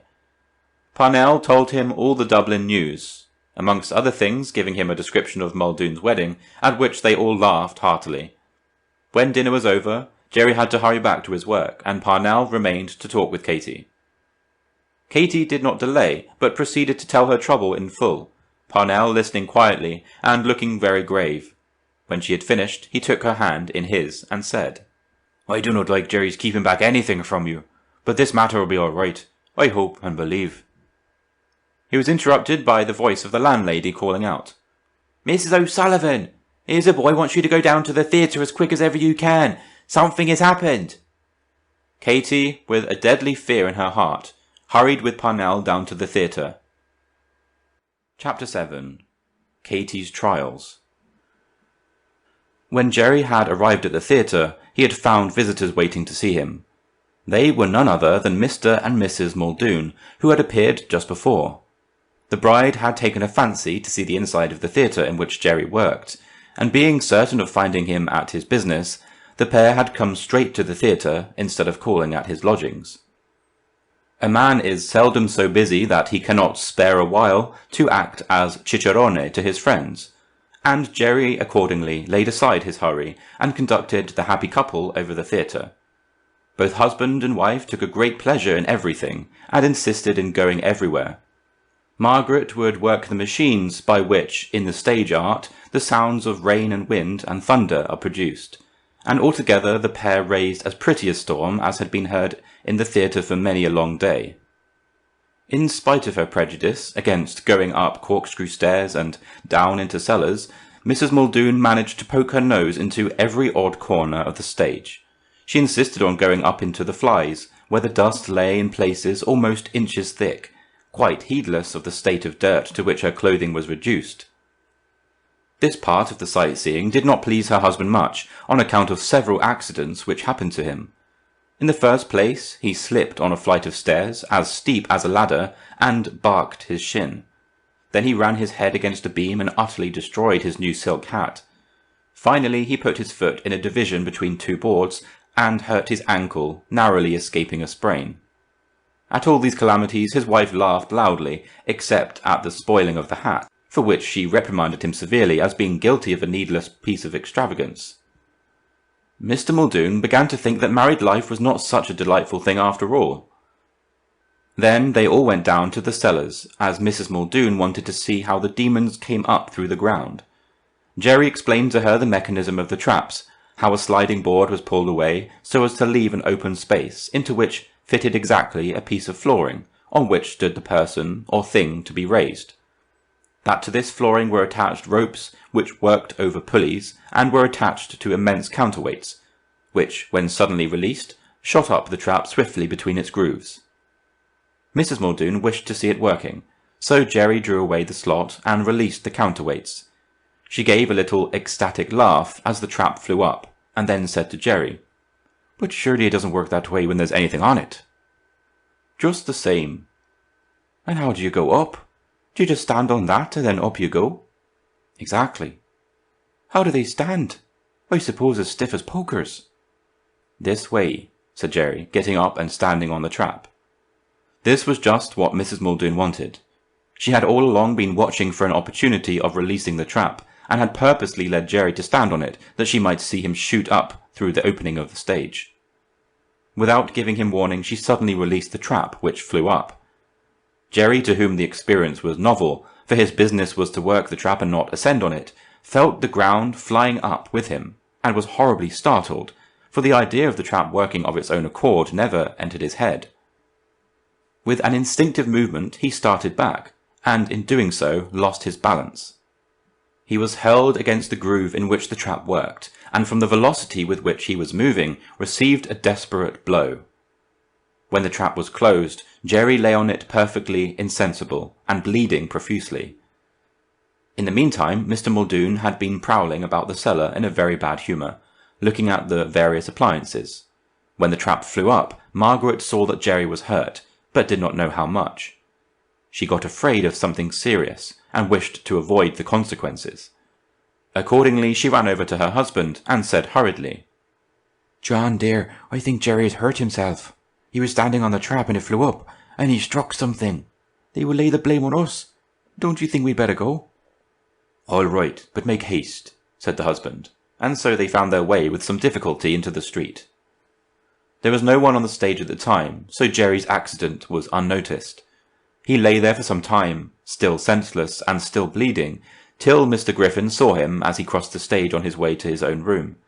He thought it was a case of drunkenness, and turned the man over with his foot, with that contemptuous "get up" which is used on such occasions. As he did so, he saw the blood, and with an exclamation, bent over to look more closely. He saw that some accident had occurred, and called for help. In a few moments, the various employees began turning up one by one, till quite a little crowd had assembled. The alarm penetrated to Grinnell's, and a large contingent arrived from that quarter. Jerry's head was raised, and the restoratives usual to such occasions applied, but all in vain. Accordingly a doctor was sent for, and a boy dispatched to tell Mrs. O'Sullivan. Katey and Parnell arrived before the doctor. When the former saw her husband, limp and senseless, with his pale face looking vacantly upward from the knees of the man who was supporting his head, and the stage floor round him stained with blood, she gave a low, startled scream, which subsided into a prolonged moan. For an instant or two she stood, as if petrified, holding her arms out, surprise in her attitude and terror in her looks. Then, with a little hoarse, sibilant moan, she drew her left hand across her eyes and forehead, as if to clear her brain and sight, and then she knelt beside her husband, for an instant, with her hands tightly clenched. The crowd made way for her and stood a little aloof. When she recovered her shock sufficiently to understand what was before her, poor Katey's grief was terrible. She threw herself on the body of her husband, and passed her hands over his hands, his face, his hair, his bosom, whispering in a low, heartbreaking voice, "Jerry, Jerry, wake up. Speak to me, Jerry, dear. Oh, Jerry, won't you speak to me, to Katey, your wife, your little wife that loves you? Oh, wear us through, he's dead, he is dead. He won't speak to me, he'll never speak to me again. Oh, Jerry, Jerry, Astor, Jerry, Jerry." The poor little woman's voice died away into a long moan, as she buried her face in the bosom of her husband and wept. Many of those standing round were touched, and turned away their heads not to show their emotion. All was silent and waited. The arrival of the doctor created a diversion. He was a fussy, good-humoured little man who always looked at the bright side of things. His natural impulse on seeing a woman give way to violent grief was to think that it was without cause, and, as his impulse was supported by his experience, he generally continued so to think. When he bustled in and saw Katey stretched on the body of her husband, he spoke. "Come, come, what is all this? Who is crying? The man's wife? Then the man's wife has no right to cry. It is an insult to me, to science. The man's wife thinks, I suppose, that Providence is very hard on her. What right, I say, has the man's wife to judge Providence before science has spoken? The man is sure not to be dead. Why, the man's wife ought to be ashamed of herself for not being thankful that he's not killed. Stand away, let me see the man, and will very soon hear the man's wife laughing instead of crying." While he was speaking, he was preparing to make an examination of Jerry. Katey was cheered by his tone, and stood up, anxious to the last degree, but feeling somewhat ashamed of her hasty grief. The doctor made the examination usual in such cases, and then stood up before he spoke. Katey watched his lips to tell by their motion the coming words before they could be spoken. Just as I thought. Katey's heart gave a great bound of joy, and her head began to reel, so that she seemed to hear the remainder of his speech as though through a curtain. "Now look at the man's wife. She's going to faint, I warrant, just when she ought to be calm. That's right. Courage, my poor girl. Your husband is only stunned, and will be able to put his arm round your neck in 10 minutes. Katey's faintness began to pass away, and she knelt down by Jerry, ready to do the doctor's bidding. The latter gave some directions, which were carried out, and after a while Jerry opened his eyes. For a time he did not remember anything, and seemed quite dazed, staring blankly at the crowd of faces which he saw around him. Presently he recovered sufficiently to answer the doctor's questions, which elicited the fact that he was hurt in the head and the side. His wounds were dressed, and Katey, after receiving instructions as to his treatment, took him home, with Parnell's assistance, in a cab. Parnell was obliged to return to Dublin that night, and as Jerry was very feverish and restless, Katey was obliged to sit up with him all night. In the morning Jerry was worse, and seemed to be a little off his head. He did not seem to realize where he was, and answered Katey's anxious inquiries so strangely that she got frightened and sent for Dr. Sharp, in whom she had acquired great confidence from his manner at the time of the accident. When he saw Jerry, Dr. Sharp looked very grave. Katey saw his face fall and began to cry. He turned on her severely and said, although with a spice of tenderness, through his sternness, "Silence, woman. This is no time to cry. This is a time to act. Time enough to cry when there is a reason for it." "Oh, doctor, is he very bad?" asked poor Katey, so anxiously that the doctor patted her on the head as he answered, "It is best for you to face the worst, my dear. The wound on his head is worse than I thought. I think he will have an attack of brain fever. There now, I oughtn't to tell you anything. Come, stir yourself, and then you won't want to faint. We must get him to hospital while he is fit to be moved." At the word hospital, Katey's fear became deadly, for she looked upon an institution as in some wise synonymous with ruin. But the doctor was peremptory, and before she had time to mourn, Jerry was safely lodged in the nearest hospital. Katey would have stayed with him all day, only that she had her children to look after. Her sorrow at leaving him was much mitigated by the fact that one of the nurses, a sister of mercy, with whose sweet gentle face she fell in love, had promised to give him unfailing attention. When she got home and thought of its desolation, now temporary but perhaps to be permanent, Katey would have willingly cried herself stupid. But she felt that she must not give way to her feelings. The children were sobbing bitterly, having missed her for so long, and she felt, moreover, that now during Jerry's illness, which might be a protracted one, there devolved on her the entire support of the family. When she was going to bed that night, she knelt down to say her prayers with a sadder heart than she had ever had before. She prayed for help and strength, and made a silent vow that she would work unceasingly and uncomplainingly, so that all might be as of old for Jerry when he should be well. Nobly she kept her vow. Early and late she toiled, her only times of relaxation being those which she spent in the hospital, watching by her husband's bedside with her heart wrung by his piteous moans. He did not know her, and thus wrung her heart still more. To a loving wife there is scarcely anything so painful as the knowing that the man she loves, who is a part of herself, does not know her, and that the twain which were one are now but twain again. She found it easy enough to get work at first, for some of the people living near, knowing of her misfortune, held out a helping hand.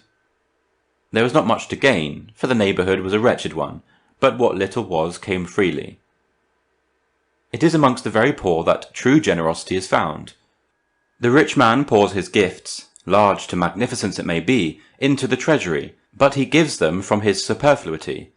It is not often that he has to deny himself in order to be even lavish.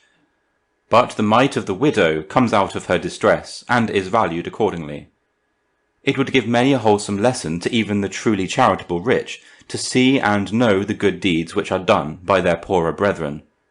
It is only amongst the poor that charity will tolerate equality. Nay, where is recorded the dignity which is the birthright of misfortune?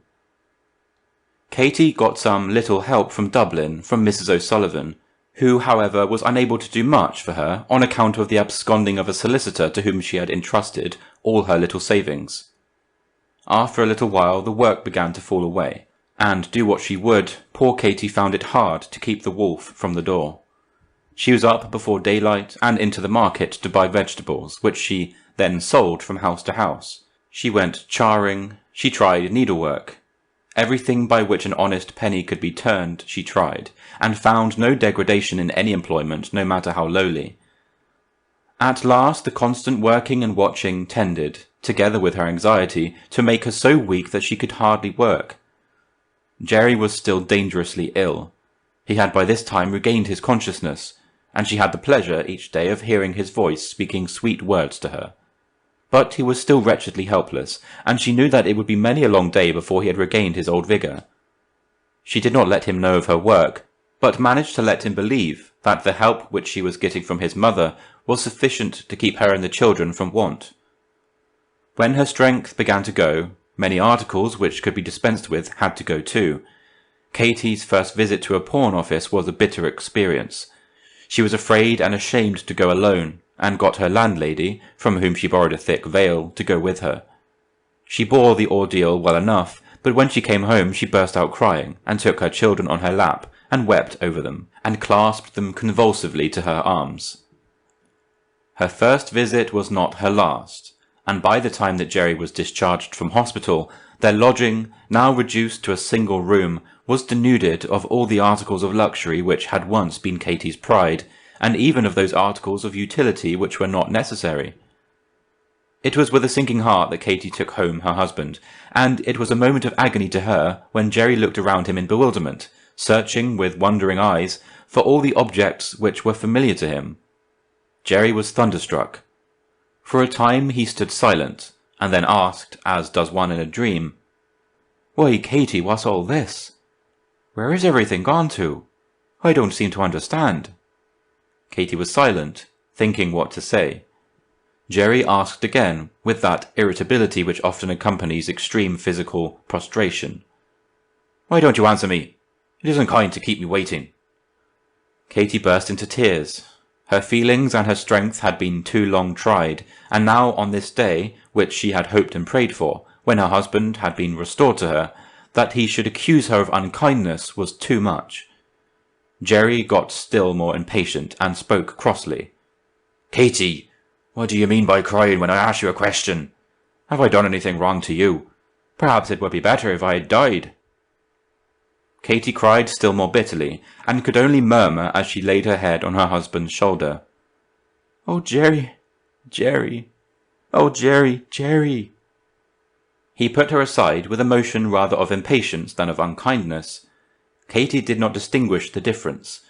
With her head bent down, she did not see his face, but merely felt the motion, and her sorrow turned into a wail.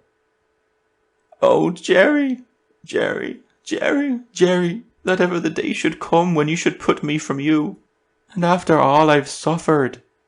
Oh, oh, oh, oh." And she moaned as one in dire pain. Jerry threw himself back in his chair and said, with a kind of desperation, Oh, go on, cry away, and make me and yourself miserable. Would to God I had died, and then you might have been more cheerful." Katey heard no more. She fainted. Chapter 8. Down the Hill. From that hour a cloud seemed to have settled between Jerry O'Sullivan and his wife. Katey did all in her power to atone for what seemed in Jerry's eyes to be a piece of petulance, but which she knew to be the result of nervous weakness springing from protracted suffering and overwork. Jerry, as he got a little stronger too, got less petulant, and did not resist Katey's advances, although there seemed to be still in his breast a sense of injury which took the outward expression of a kind of latent antagonism, specially galling to his wife. It was a good while before he was able to work, and neither his strength nor temper was improved by finding that, during his illness, his place at the theatre had been given away to another man. When he was able, he called to the theatre, and after waiting for a long time, saw the manager, who coolly told him that of course he could not afford to pay 2 men for doing the same work, and so had been obliged to get another tradesman. Jerry remonstrated, saying that he did not wish to take away any man's bread, but that after all, fair play was fair play, and that as he had been injured in the theatre, he thought he should be treated with some consideration, and be restored to his place which he had done nothing to forfeit. He was met with the answer that a man must bear the risk and trouble of his own accidents on his own shoulders, that the manager had not been to blame in the matter, that Jerry had had the working of the machinery entirely under his own control, and that it was his own fault if anything went wrong. Jerry felt that there was a soupçon of justice in this, and said no more. Indeed, he did not get the chance of speaking, as the manager walked away. He did not know how the accident had occurred, for the idea of Mrs. Muldoon's part in it never entered his head. He took it for granted that it was one of those accidents which will occur, and hard as was his lot, that he must put up with it. He tried to get work in the neighbourhood, but there was then in London a strike in the building trade, and there was no work to be had.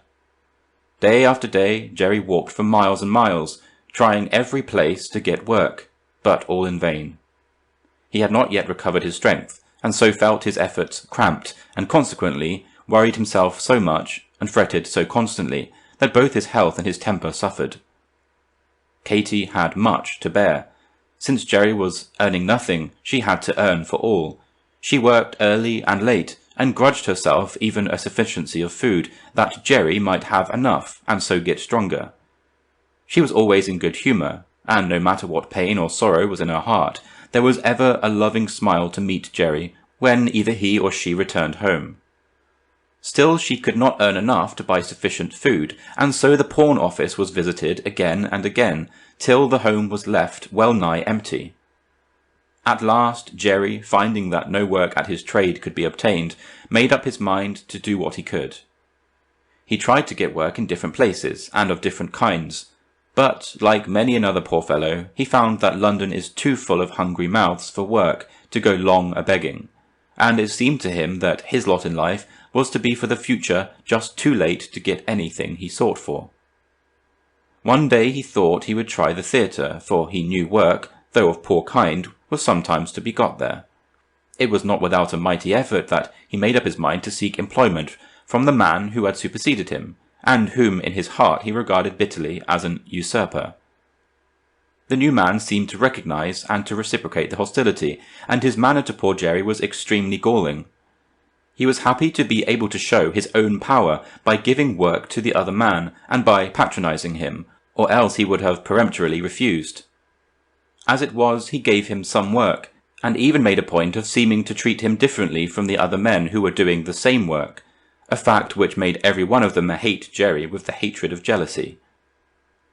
The little he now earned helped to banish the extreme want from the household, yet somehow all seemed now even more miserable than when dire cold and hunger stared them in the face.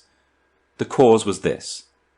While cold and hunger and dire misery were inmates of the house, there was something to be borne. There was a sense of complete difference between the old circumstances and the present, altogether a sense that this through which they were passing was unreal, merely a crisis, and that the present evils must pass away in time. But now no such sense of contrast existed. Jerry was working as of old, and enough money was coming in to buy off the officers of the grim sheriff, Death. Jerry was working, indeed, but not in the old way. There was now neither hope nor ambition. To work was merely to toil ceaselessly to support existence that was a burden. Jerry grew more and more despondent as the days wore on. Katey's bright looks and hopeful words were now of no avail, and slowly and surely the conviction grew on her that sorrow, hopeless and overwhelming, was coming into their lives. Jerry began to feel, in all its force, how great had been his folly in leaving Dublin. Whilst he worked he kept thinking to himself how different all would have been had he remained at home. Here sickness and trouble would have been his surest titles to the help and sympathy of his many friends. But in London, amid strangers, where the maxim of life seemed to be sauve qui peut, a maxim which might be translated every man for himself, all was different, and to be down in the world was to be trampled upon. Whenever he thought thus, there came to Jerry a fierce temptation to lose sight of his misery, as other men lost sight of theirs, in that hell cauldron which is picturesquely termed the bowl. He resisted this temptation for a time, but he felt that his resolution was giving way. He would have returned to Dublin but for lack of means, and he had not yet fallen so low as to beg for assistance. One day he was reprimanded in good round terms by his superior for some seeming fault. He answered temperately, and was told to shut up. He did shut up, for he felt that he dared not risk his present employment. That day at dinner hour he went to Grinnell's and drank recklessly. When a man who resists temptation for a time suddenly gives way to it, his fall is mighty. Jerry was unable to return to his work, and after a drunken sleep in the tap-room, was left at home in the evening still half stupefied. Katey saw what had happened, and none can imagine her anguish save those who have known and felt some terrible sorrow, some sorrow where there was no thought of self. She did not wish for death, because she thought of her children, but too surely she saw that Jerry had been drinking to drown his care, and she knew that till the care disappeared, which could now only be at death, the remedy would be attempted again and again. And she was right. Shakespeare was right too when he wrote, "Lilies that fester smell far worse than weeds." When a naturally good disposition is warped or bent in a wrong direction, all the strength that had been for good works now for evil, and in proportion to the natural strength of character is the speediness of the complete ruin. Day after day Jerry visited Grinnell's, and day by day he grew more of a sot. He very seldom got drunk, because he felt that such would involve his dismissal, but he was nearly always in a state of fuddle. Katey's life grew harder and harder to bear, but she strove ever with herself and determined that no effort, active or passive, either of action or endurance, should be wanting on her part to reclaim her husband. She used to wait up for Jerry no matter what hour he stayed out till, and never made his coming home unpleasant by showing that she had been sitting up or suffering anxiety from his absence. A couple of times when she thought it likely that she would see him, she peeped through the door of Grinnell's, and each time she saw Jerry either drinking or playing cards, or following both pursuits at once. The gambling was a new phase of vice to her, for she did not know that the one sin follows hard on the track of the other. Jerry had, indeed, gone down the hill, with no friends round him to arrest his downward course, but surrounded by a troop of evil companions who wished to see him as low or lower than themselves. He was falling still.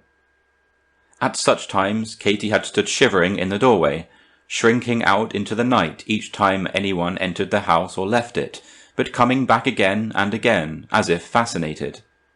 She noticed that Jerry in his play seemed to have always bad luck, and to always play recklessly.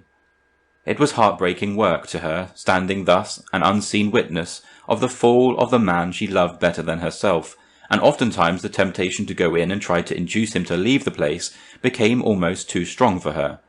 She retained herself, however, overcome for the time by the deadly fear that any overt act of hers might shear away the last thread of her influence over him. At last one evening the temptation to enter became too strong. Jerry had seemingly worse luck than usual, and drunk more accordingly. He got exceedingly quarrelsome, and before anyone could interfere, a fight had arisen. It was not a long fight, for the bystanders were numerous, and soon choked off the combatants the way men choke off fighting dogs. Jerry's opponent, none other than Seabright, regained command of his temper in a few seconds, but as for Jerry himself, his rage was frightful. He would not be pacified or appeased in any way, but continued to rage and storm with purple, swollen face, and voice hoarse from passion and drink. Katey saw that they were making him worse by holding him the way they did, and irritating him. She could stand it no longer. She pushed open the door and entered. At the sound of the opening door, all turned round in fear that the newcomer was a policeman, and in the universal movement Jerry was released. Seeing a pretty young woman enter, for Katey, despite her long spell of hardship and suffering, was a pretty young woman still, the men who did not know her began what they called being civil. Jerry knew instinctively that Katey would not have entered the public house without some cause, and his conscience told him that that cause was his own misconduct. And so, in his semi-drunken rage, he determined to vent his anger, which was half for himself, on her. In addition, he heard the sotto voce remarks of the other men, and this inflamed him still more. He came angrily forward and said to his wife in hard, stern, angry tones, "What brings you here?" The suddenness of the question and the tone of it took Katey by surprise, and she had to pause before replying. Her embarrassment was increased by the glare of light and the rude, admiring eyes turned upon her. Jerry repeated his question with his face inflamed and his right hand raised. It was the first time Jerry's hand had ever been raised to her in anger, and it was no wonder that poor Katey covered her face and wept. This seemed to make Jerry more angry still. He took her by the arm roughly and shook her, saying, "At it again! Crying, always crying!" Then again, with a sudden change, "What brings you here, I say, what brings you here?"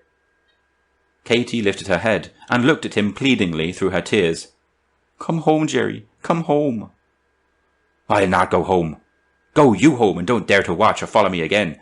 Out of this, I say, out of this." "Oh, Jerry, Jerry, don't send me away tonight. Oh, Jerry, you're hurting me, indeed you are. I'll go quietly. Don't let me go, Jerry. Look at all the men. It is ashamed of my life, I am." "Out of this, I say." "Oh, Jerry, come home." For answer, Jerry lifted his hand and struck her in the face. The blow was a severe one, but Katey did not seem to feel it. The pain in her heart at the spirit which prompted the blow was so great that no outward pain would have touched her for the moment. With the courage and resolution of utter despair, for what could now be worse since Jerry had struck her, she clung to him, crying almost wildly, "Come home, come home." Jerry dashed her aside and ran over to the counter. "Give me brandy," he said to Grinnell. "Quick, man, give me brandy." Grinnell was in no wise backward, and gave him as he desired. He drank off 2 or 3 glasses, one after the other, despite all Katey could do to prevent him. After this, his coming home was a matter of mere labour, for he got too drunk to stand or to think, and lay on the floor like a log. Katey looked round appealingly for help. Seabright and Mons, the only 2 men whom she knew, had both disappeared, for both of them retained sufficient pride to make them anxious to avoid the gaze of the injured woman. The help came from an unexpected quarter. Grinnell, who had hitherto been leaning complacently across the bar, came from behind it and said very gently, "Let me help you." Katey was so anxious about Jerry that she did not notice the strangeness of the offer coming from such a man, but answered gratefully, "Oh, thank you, sir. God will bless you." Grinnell smiled softly to himself, but Katey did not see this smile. The potboy was sent for a cab, and, when it came, was put in charge of the bar, whilst Grinnell helped Katey to take home her husband. There was lots of assistance to put into the cab, but as she could not get him out herself, Grinnell went with her himself. When the vehicle began to move, Grinnell said softly, "This is a very sad affair." "Oh, sad indeed," sighed Katey. "I wish to God," said Grinnell with intensity of voice, "that I had known of you before. Your husband would not have got drink in my house. God bless you, sir, for these words. Oh, you will help me to keep him straight now, will you not? I will. You see, said Katey, feeling that a palliation of her husband's conduct was necessary, the poor fellow has much trouble and sorrow, and he was badly treated at the theatre. I know it, said Grinnell with indignation. Didn't the whole neighbourhood ring with it, and the people cry shame on old Meredith? Why, I couldn't stand it, and it was no business of mine. I only wished to see justice. I am so bad as I look. I went to see him, and says I, Look you here, sir, says I, you're doing wrong. He is the best workman in London, and the best fellow too, says I, and you're losing him and doing a wrong thing. And don't you expect to gain by it, says I, for wickedness never prospers, says I, and I tell you what, says I, some of the other theatres will get hold of him, and then won't you be sorry? I have a good deal of influence, says I, and I'll use all of it for him. He was going on thus when the cab stopped. He helped Katey to lift out Jerry, and between them they carried him up to the room. Grinnell waited a few minutes only, and said good night to Katey in a most friendly manner. I will call round in the morning and see how he goes on, he said, and if you want anything that I have, you know it is quite at your disposal. Oh, sir, I wouldn't for the world. I have no money, and I wouldn't for the world have Jerry feel that I owed money for anything. Grinnell gave a sudden, unintentional laugh. Put you on fret about that, he said. O'Sullivan owes me myself too much money already to let that trouble him. Katey put her hand on her heart at this fresh blow, but said nothing. Grinnell went on. But that doesn't matter. Lord bless you, he's as welcome as the flowers of May. I'm too fond of him to let a trifle of money vex him. Then he went out. Katey, despite her prejudice, could not but feel better disposed towards him. The narrative of what he had done for Jerry, in going to the manager, touched her deeply, and she said to herself, Well, we should never judge by appearances. It is a lesson to us. Had she known that in all Grinnell had said there was not one single word of truth, she might have thought differently. Chapter 9. The Trail of the Serpent.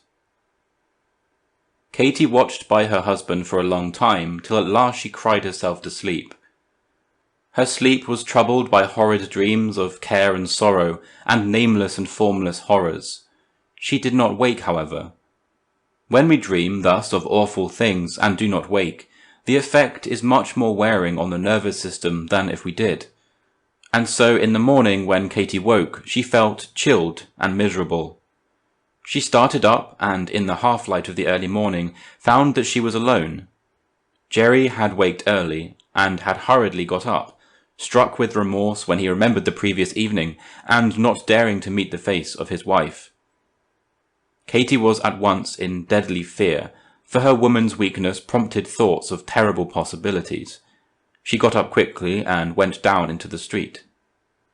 She looked right and left for any sign of him, and after wavering between them finally with an instinct, pitiful since it had such a genesis, took her way towards Grinnell's, feeling that she would find her husband there. Her instinct was not deceived. When she peeped in through the door of the public house, she saw Jerry standing by the bar with a glass in his hand, which Grinnell was filling. A man does not hold his glass in such a way unless it is being refilled, and this poor Katey knew by instinct. She shuddered as she looked, for she saw that Jerry was drinking to get drunk quickly. Indeed, it was a sorry and pitiful picture, one which man or woman with a human heart in their bosom would shudder to see. In the grey light of the wintry morning, the working man with clothing tossed and hair unkempt, with feverish look and bloodshot eyes, drinking his rum at a draught and taking it from the hand of one who, with soiled finery and unwashed face, might have stood for the picture of debauch. Grinnell's sharp eyes saw Katey as she peeped, but he did not seem to notice.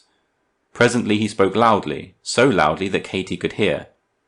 Now, O'Sullivan, that will freshen you, I hope, and make you think clearly, but I won't give you any more, so don't ask me. What do you mean? Asked Jerry in amazement, for up to that moment Grinnell had been pressing him to drink.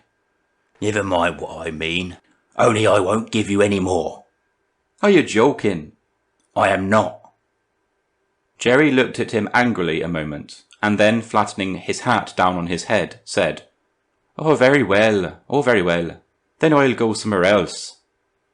Katey was afraid he would see her, so left the doorway and hurried down the street. Jerry came home about breakfast time in a frightfully bad humour.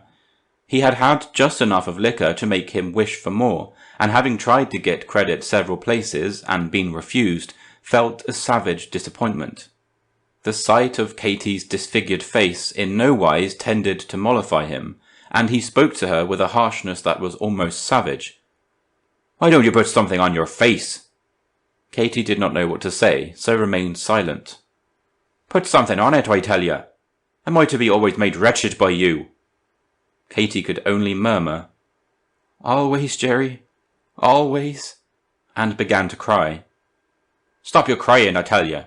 Here, I'll not stay here any longer. No wonder I have to keep away when I find nothing here but tears. Jerry, dear, I won't cry, said Katey, in a fright, lest he should go out. I won't cry, dear. I'll cover up my face. Only don't go out yet. Look, I am not crying now. See? I'm laughing. Stop your laughing, I say. There isn't much to laugh at here. This was too much for Katey, and again she broke down. Jerry got up to go out. She went to the door, and standing before it, said, For God's sake, Jerry, don't go out yet. Let me go, I say. Will you dare to stop me? Oh, Jerry, for the sake of the children, don't go out. For the sake of the love they used to have. Out of the way, I say. Oh, Jerry. Let me go, I tell you. You won't. Then take that. And again he struck her. She cowered away with a low wail. As he left the room, Jerry said, with an effort at self-justification, I see the way to manage you now. Take care that you don't rouse the devil in me. Katey was sobbing still when Grinnell came to ask, How Jerry was this morning? She felt glad to see him on account of his refusing to give Jerry drink, and shook him warmly by the hand. Grinnell looked at her without speaking, but manifestly taking notice of her bruised face. Then he turned away, and seemed as if drying an unostentatious tear. Katey felt drawn to him by the manifestation of sympathy, and so it was with an open heart that she commenced to thank him for his promise to assist in reclaiming Jerry. Don't distress yourself, he said after some talk. You see the influence I have over him, not only personally, but from my position is ever great. He owes me money. Katey winced. He noticed it, and kept harping on that string. He owes me, I may say, a good deal of money. Not that I want him to pay me yet, or that I ever mean to press him for it. But owing me a good deal of money, you know, I can put the screw on him any time I like. For instance, if he did anything to offend me, or if anyone belonging to him got in my way, and I wished it, I could put my thumb on him and crush him like a fly. Katey laid her hand on his arm, and asked him pleadingly, Oh, don't talk like that. It seems so dreadful to me that it frightens me. There, my dear, he answered, patting her shoulder. Don't fret. I do not mean to crush him like a fly. I only mention it to show you what I could do if I had occasion to. You see, when a man is down the hill, the best thing for him is to have some determined friend who can crack the whip over his head. Katey began to get frightened. She did not know why. She was without knowing from what cause getting a repulsion and fear for the man before her. It might be, she thought, when she asked herself the question, from his hideous aspect, which was enough to alarm anyone. The thought of Jerry being in the power of anyone was a bitter one to her, but that of Jerry being in the power of this man was too dreadful to be realized. Grinnell, who was watching her closely, saw that some idea of the kind was in her mind, and tried with all his might to banish it. He made kind promises, he offered to do generous acts, he spoke kindly and tenderly to Katey, using every means to rule her reason. But still that instinct which is above all reason spoke in her, and whispered her even not to trust him. Grinnell saw that he was not making way in her good graces, and took his leave shortly, showing by his manner that he was hurt, though not offended. Katey was so glad to get rid of him, that she was not as kind in her manner as usual. When the door closed behind him, she sank with a sigh of relief on one of the 2 chairs which still remained to them. The children, who had hidden in a fright behind the bed as Grinnell had entered, scared by his frightful face, now came forward and hid their little heads in her lap, and began to cuddle her in their pretty way. After Grinnell had departed, Katey began to take herself to task for not feeling more kindly towards him. The natural justice of her disposition told her that, so far as she knew, he had acted kindly, and intended to act more kindly still, but then in her heart arose the counter-pleading, so far as she knew, and she still continued to mistrust. Jerry remained out all that day. Katey was almost afraid to go look for him, partly lest she should arouse his anger towards her for following him, and so widen the breach between them, and partly because with womanly delicacy she feared that the sight of her swollen face might tend to lower him amongst his companions. It was not till the time of closing the public houses came that she ventured in desperation to go in search of him. She tried Grinnell's, expecting to find him there. There was no one in the place except the proprietor, and Katey, after some hesitation, pushed open the door and entered. Grinnell, with an exclamation, came from behind the bar and shook her hand. "I was just going to call up to see you," he said. "What for?" "To tell you about Jerry." "About Jerry? What about him, sir?" asked Katey, in alarm. "Do not fret yourself, my dear. It will be all right." "What will? For God's sake, tell me if anything is wrong. Remember, he was my husband." "Very well, then. He got into trouble today. He took too much drink and began fighting, and the police got hold of him." This was too much for Katey. She fainted. When she recovered, Grinnell informed her that Jerry was in the lock-up, where he would be detained all night, and that he would be brought before the magistrate in the morning. Katey never closed an eye that night. The greater part of the time she passed on her knees in prayer. In the rest she watched her children as they slept. In the morning early she was off to the pawnbrokers with some of the last of their goods to raise money to pay Jerry's fine in case one should be imposed. She was at the police court long before the time of commencing business, and having got into the court, waited as patiently as she could till Jerry could be tried. When business did commence, she had still to wait for a good while, for there were a large number of cases to be tried, and as the time when he must appear grew closer and closer, her heart beat faster and faster, till she had to press her hand on her side from pain. At last Jerry's case came on. It was a cruel blow to Katey to see her husband standing in the dock with his head hanging down, and a policeman standing beside him. The charge, although exactly similar to many that had preceded it, seemed a terrible one to poor Katey, so terrible that she could not see anything but the dire punishment of imprisonment before Jerry, for her wifely fears multiplied everything many-fold. Some witnesses were called, and opposed to such things as fully supported the charge of assault. One of the attorneys who defend criminals in the police courts spoke in favour of Jerry, and in the course of his remarks mentioned that it was a first offence, and that his client had up to the night before never struck a blow in his life. At this statement the complainant, who was standing by, laughed a loud ironical laugh, suddenly checked as he caught the magistrate's eye fixed on him. The magistrate was a clever man and a very experienced one, and although he said nothing, he kept his wits about him. Presently his eye wandered over the court, and he soon fixed on Katey's anxious face. As he noticed the signs of ill usage, a look grew imperceptibly over his face, and the officers of the court, who knew his looks, felt that it boded ill for Jerry. He allowed the case to spin out a few minutes, till he saw Jerry recognize his wife. He knew that she was his wife, and that to him was due her ill treatment from the flush in his face. Then, when the case was concluded, instead of imposing a fine, as Jerry had anticipated, he ordered him a week's imprisonment with hard labour. It was one of his resolves to put down wife-beating if he could. Jerry covered his face with his hands, and Katey was just about to rush forward, with a wild prayer of mercy on her lips, when a policeman standing by pulled her back, saying in a kindly voice, "No use, my girl. It would only get you into trouble, and could do no good. Best go home and take care of the children till he comes out." Katey felt the wisdom of the remark and stayed still. Before Jerry left the dock, he dropped his hands from his face and looked round the court with a hard, cold look of recklessness that made Katey shudder. He did not seem to notice her at first, but seemed to include her in the category of his enemies.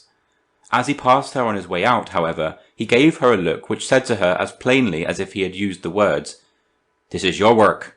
You couldn't keep your cut face away for once. Very well. You'll see that I'll be even with you yet." Katey went home without crying. Despair is dry-eyed when it is most blank. It had seemed to her, at each successive disaster, that now at last had come the culmination of all that was most dreadful to be borne. But it was not till now that she knew the bitterness of despair. It was not even that Jerry no longer loved her, but that he hated her, and to her attributed a shame that she would have given her life to avert. Grinnell called to her to try his powers of consolation. He told her most soothingly that a week was not long, and that the shock of the sentence would tend to sober Jerry, and with many arguments of a like kind tried to raise her spirits. He stayed a long time and left her in a tranquil frame of mind. He came again for a few minutes in the evening, and made some kindly offers of help, which, however, she did not accept. Next day he came again, and every day that week, sometimes twice in the day. Katey did not like his coming so often, but he seemed so disinterested and kindly disposed that she did not like to hurt his feelings by telling him so. At last her eyes were opened to the fact that instinct may be stronger than reason. She was working in the theatre, where she had got a job of cleaning to do, when she overheard some of the men talking. Katey was too honourable to voluntarily listen, and would never have done so in cold blood, but she heard her husband's name mentioned, and the curiosity arising from her great love, which made her anxious to find how he stood in the opinions of his companions, made her pause and listen with bated breath. She found what pained her much, and yet had in it a gleam of hope. The men seemed to think that Jerry was drifting into being a hopeless drunkard, and that if he continued to go on, as he had been going on, he would get an attack of delirium tremens. One of them remarked presently, "That was a damnable trick of Green's." "What was that?" asked another. "Don't you know? Or you? Why, man, you were as blind as bats. I saw it all long ago." "Saw what? Out with it, man." "Well, you see, Grinnell was sweet on the pretty little Irishwoman, and wanted to get the husband out of the way." "What's that?"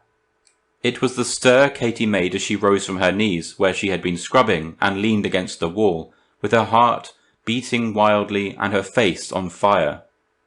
"Well, but what's the trick?" "Why, man, can't you see?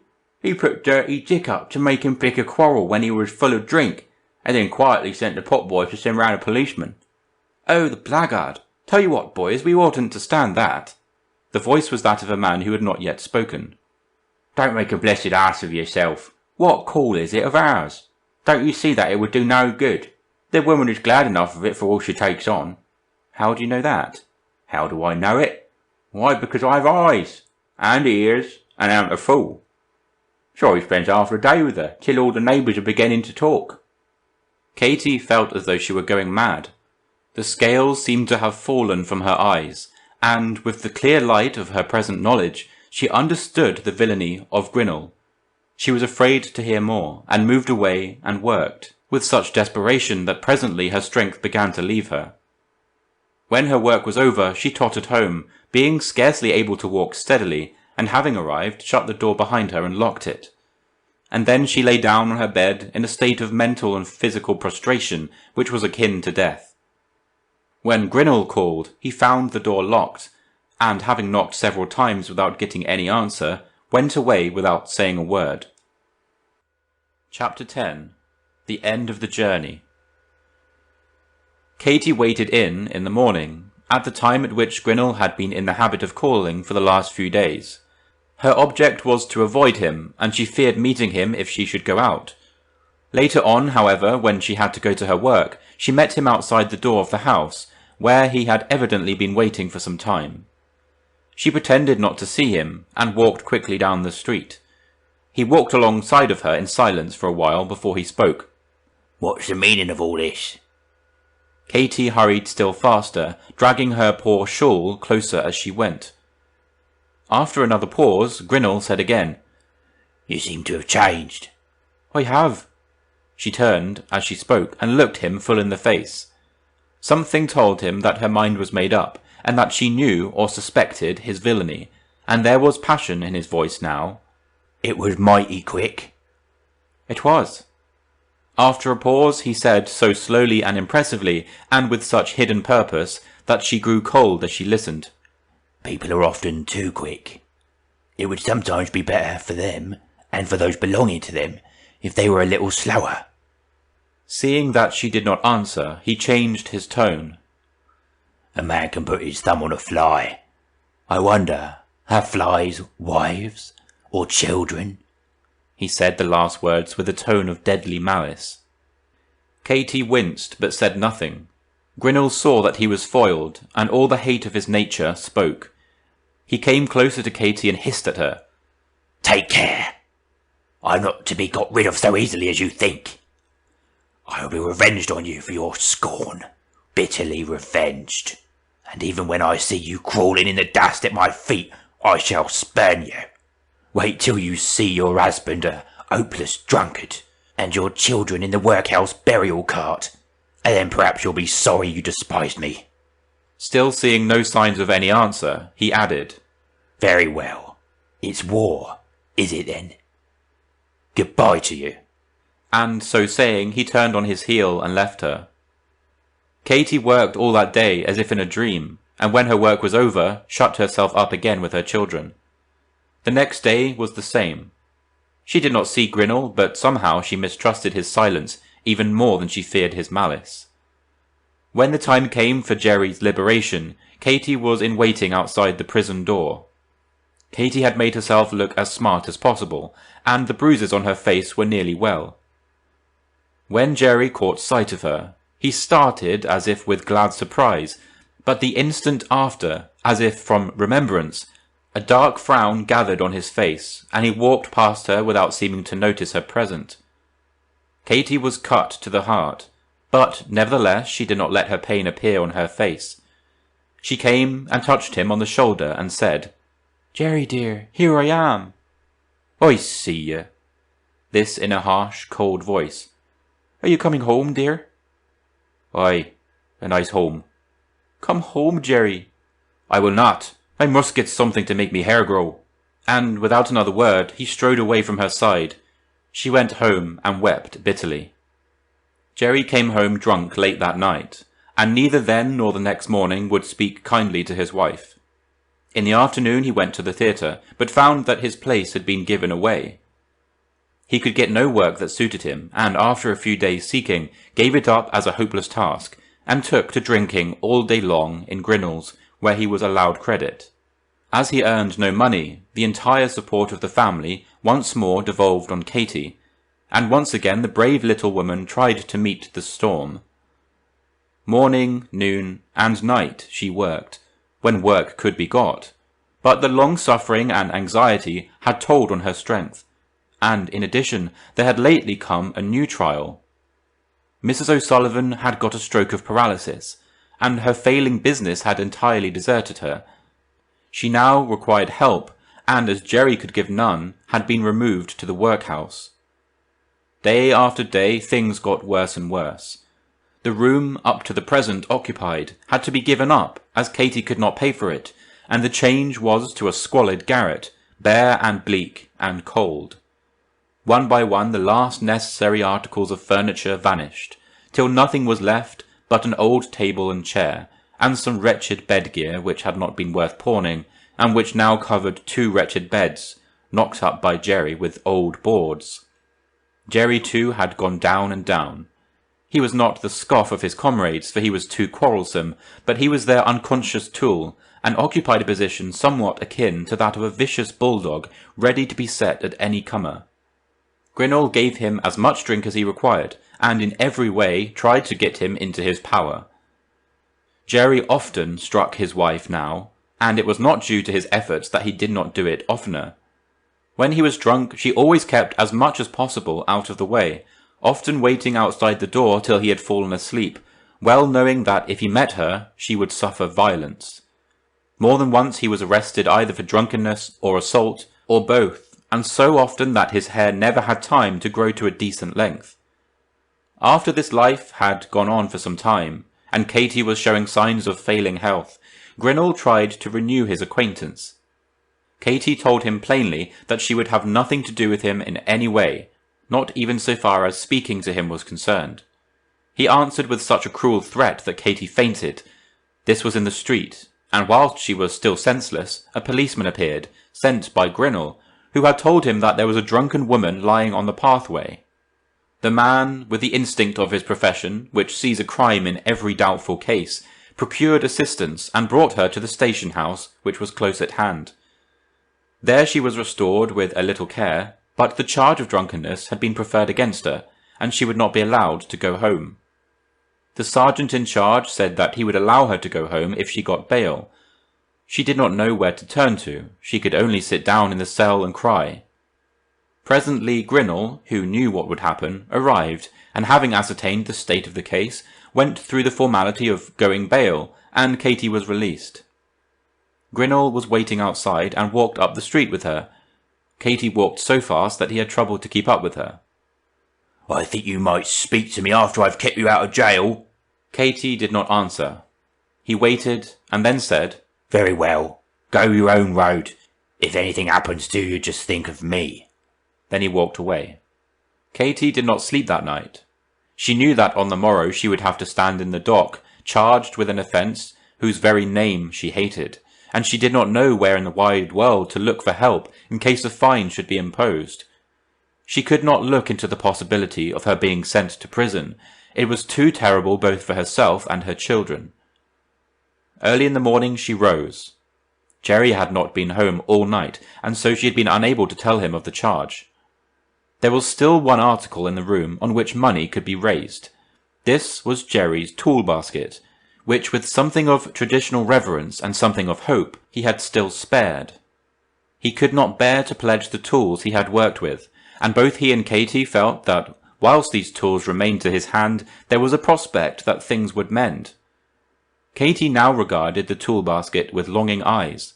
She felt that should she be sent to prison, there was hunger and suffering, and perhaps ruin for her children, and a shame that would make Jerry worse.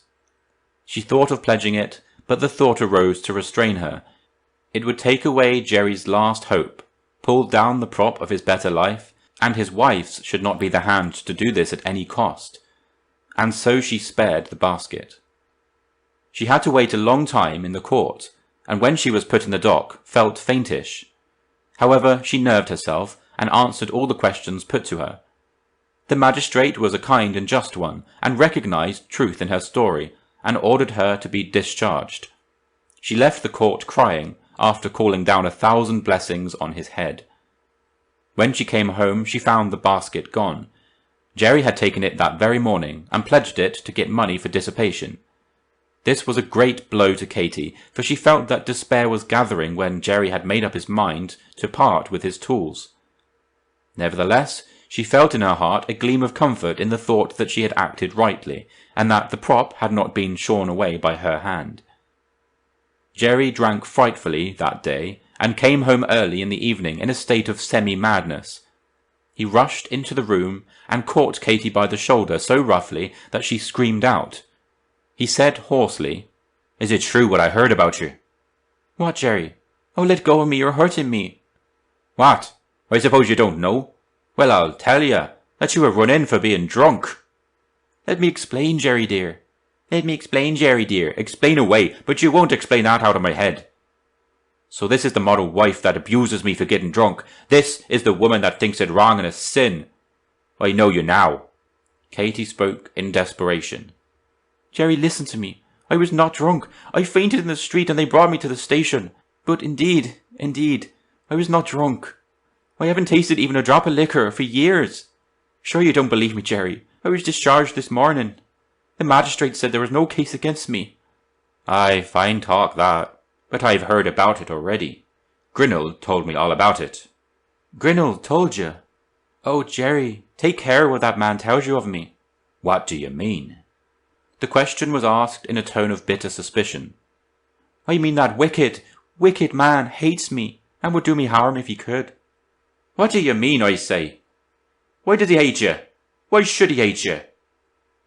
Jerry was now so violent that Katey was afraid to tell him, lest he should do something desperate. Jerry grew more and more violent and finally struck her severely in the bosom with his clenched fist, and ran out swearing horribly. When he came home that night, Katey searched in his pocket and found the pawn ticket for his tools. The sum was only for a few shillings, and she resolved that if she possibly could, she would redeem them, and then go herself and look for some work for him. Accordingly, next day she went out and pledged the only thing left to her worth pledging, her wedding ring. It cost her many an effort and many a bitter tear, but for too long bitterness had been her fortune to be deterred from action by it now. She got back the tool basket and left it on the table where Jerry would see it when he returned. So she waited and waited all through the long day. Jerry was drinking at Grinnell's, and was in such a state of despondency that his liquor seemed to have hardly any effect on him. Grinnell supplied him freely, for he had a design of vengeance against Katey on hands, and desired to work Jerry, whom he had fixed on as his tool, to the required pitch. Mons was present too, and Seabright, and Popham, and Dirty Dick, who had been primed up to do Grinnell's bidding.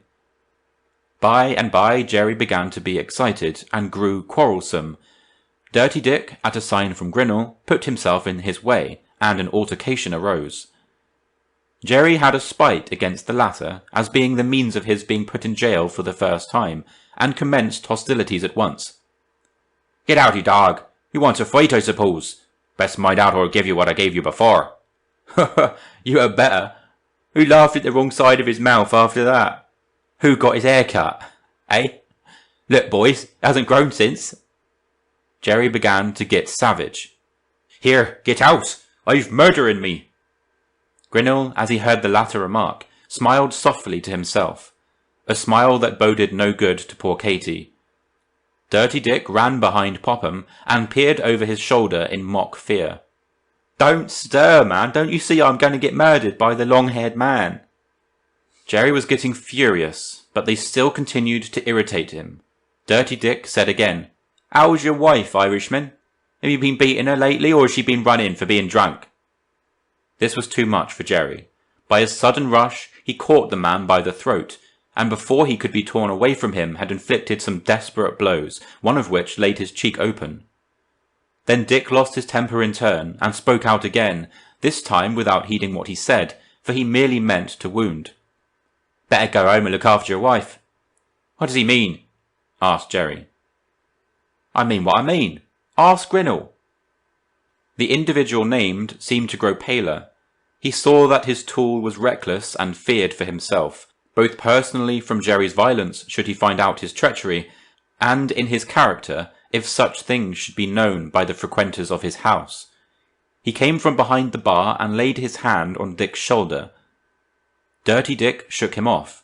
"Let me alone," he said. Grinnell whispered to him, "Hush, man, do you know what you are saying? Best keep your temper or I'll put my thumb on you." "Damn your thumb! Don't threaten me. I'm reckless now." Grinnell saw that another row was the only way to check his tongue, and struck him. The two men were at once seized and held, and then Dick gave his tongue full play. He spoke of Katey so foully that the men cried shame on him. He told Jerry how all the neighbours were talking of her and Grinnell, how Grinnell had paid him to get up a fight, so that he might be put in jail and leave the field clear. He spoke with such an air of truth, and all he said being true, except his foul speeches about Katey, fitted so well into Jerry's knowledge of things that he took it all as true. There is no lie so damaging as that which is partly true. The shock of hearing all these things and believing them sobered Jerry, and he grew calm. Seeing him so, the men let him go, and having done so did not attempt to lay hands on him, for there was a look in his face so deadly that they were afraid. He said no word. He looked at no one but Grinnell, and at him only one glance which said, "Wait," so plainly that Grinnell shuddered. Then he walked out of the room, and there was silence. Jerry walked home on set purpose, and entered the garret where Katey, wearied out of her long waiting, lay asleep in bed. The first things he saw was the tool basket on the table, beside a bottle and glass. He pulled off his coat and flung it on the table, and hurled the basket onto the floor. Katey woke with the noise, and the children woke also, and sat up with their little eyes fixed with terror. Jerry went to the bedside and caught Katey's hand. "Get up," he said. Katey was rising when he pulled her impatiently out on the floor, bringing down the bed also. Katey rose and stood before him. She saw that something dreadful was the matter, and thought that he'd got into more fresh trouble. She said to him lovingly, "Oh, Jerry, if there's trouble, sure I am here to share it with you. Jerry, we will begin fresh tomorrow. Look, dear, I've got back your tools." "How did you get them? Where did the money come from?" "Don't ask me, Jerry." "Where did the money come from? Answer me at once, or—" He spoke so savagely that she grew cold. "Jerry, I sold my wedding ring." Jerry laughed, the hard, cold laugh of a demon. "Ha ha, time for you to sell it." She saw that there was some hidden meaning in his words, and asked him what he meant. "I mean that when you have a husband and every man, you need no ring." "For shame, Jerry, for shame! What have I done to deserve all this?" Jerry grew furious. The big veins stood out on his forehead and his eyes rolled. "Done," he said. "Done! What about Grinnell?" Then without another word, or if the very idea was too much for him, he stooped and picked up a hammer which had rolled out of the tool basket. Katey saw the act and screamed, for she read murder in his eyes. He clutched her by the arm and raised the hammer. She struggled wildly, but he shook her off, and then, with a glare like that of a wild beast, struck her on the temple. She fell as if struck by lightning. When he saw her lying on the floor, with the blood streaming round her and forming a pool, the hammer dropped from his hand and he stood as one struck blind. So he stood a moment, then knelt beside her and tried to coax her back to life. "Katey! Katey, what have I done? Oh God, what have I done? I've murdered her. Oh, the drink! The drink! Why didn't I stay at home and this wouldn't have happened?" He stopped suddenly, and rushing over to the tool basket, took up a chisel, and with one fierce motion drew it across his throat, and fell down beside the body of his wife. End of section 10. End of The Primrose Path by Bram Stoker.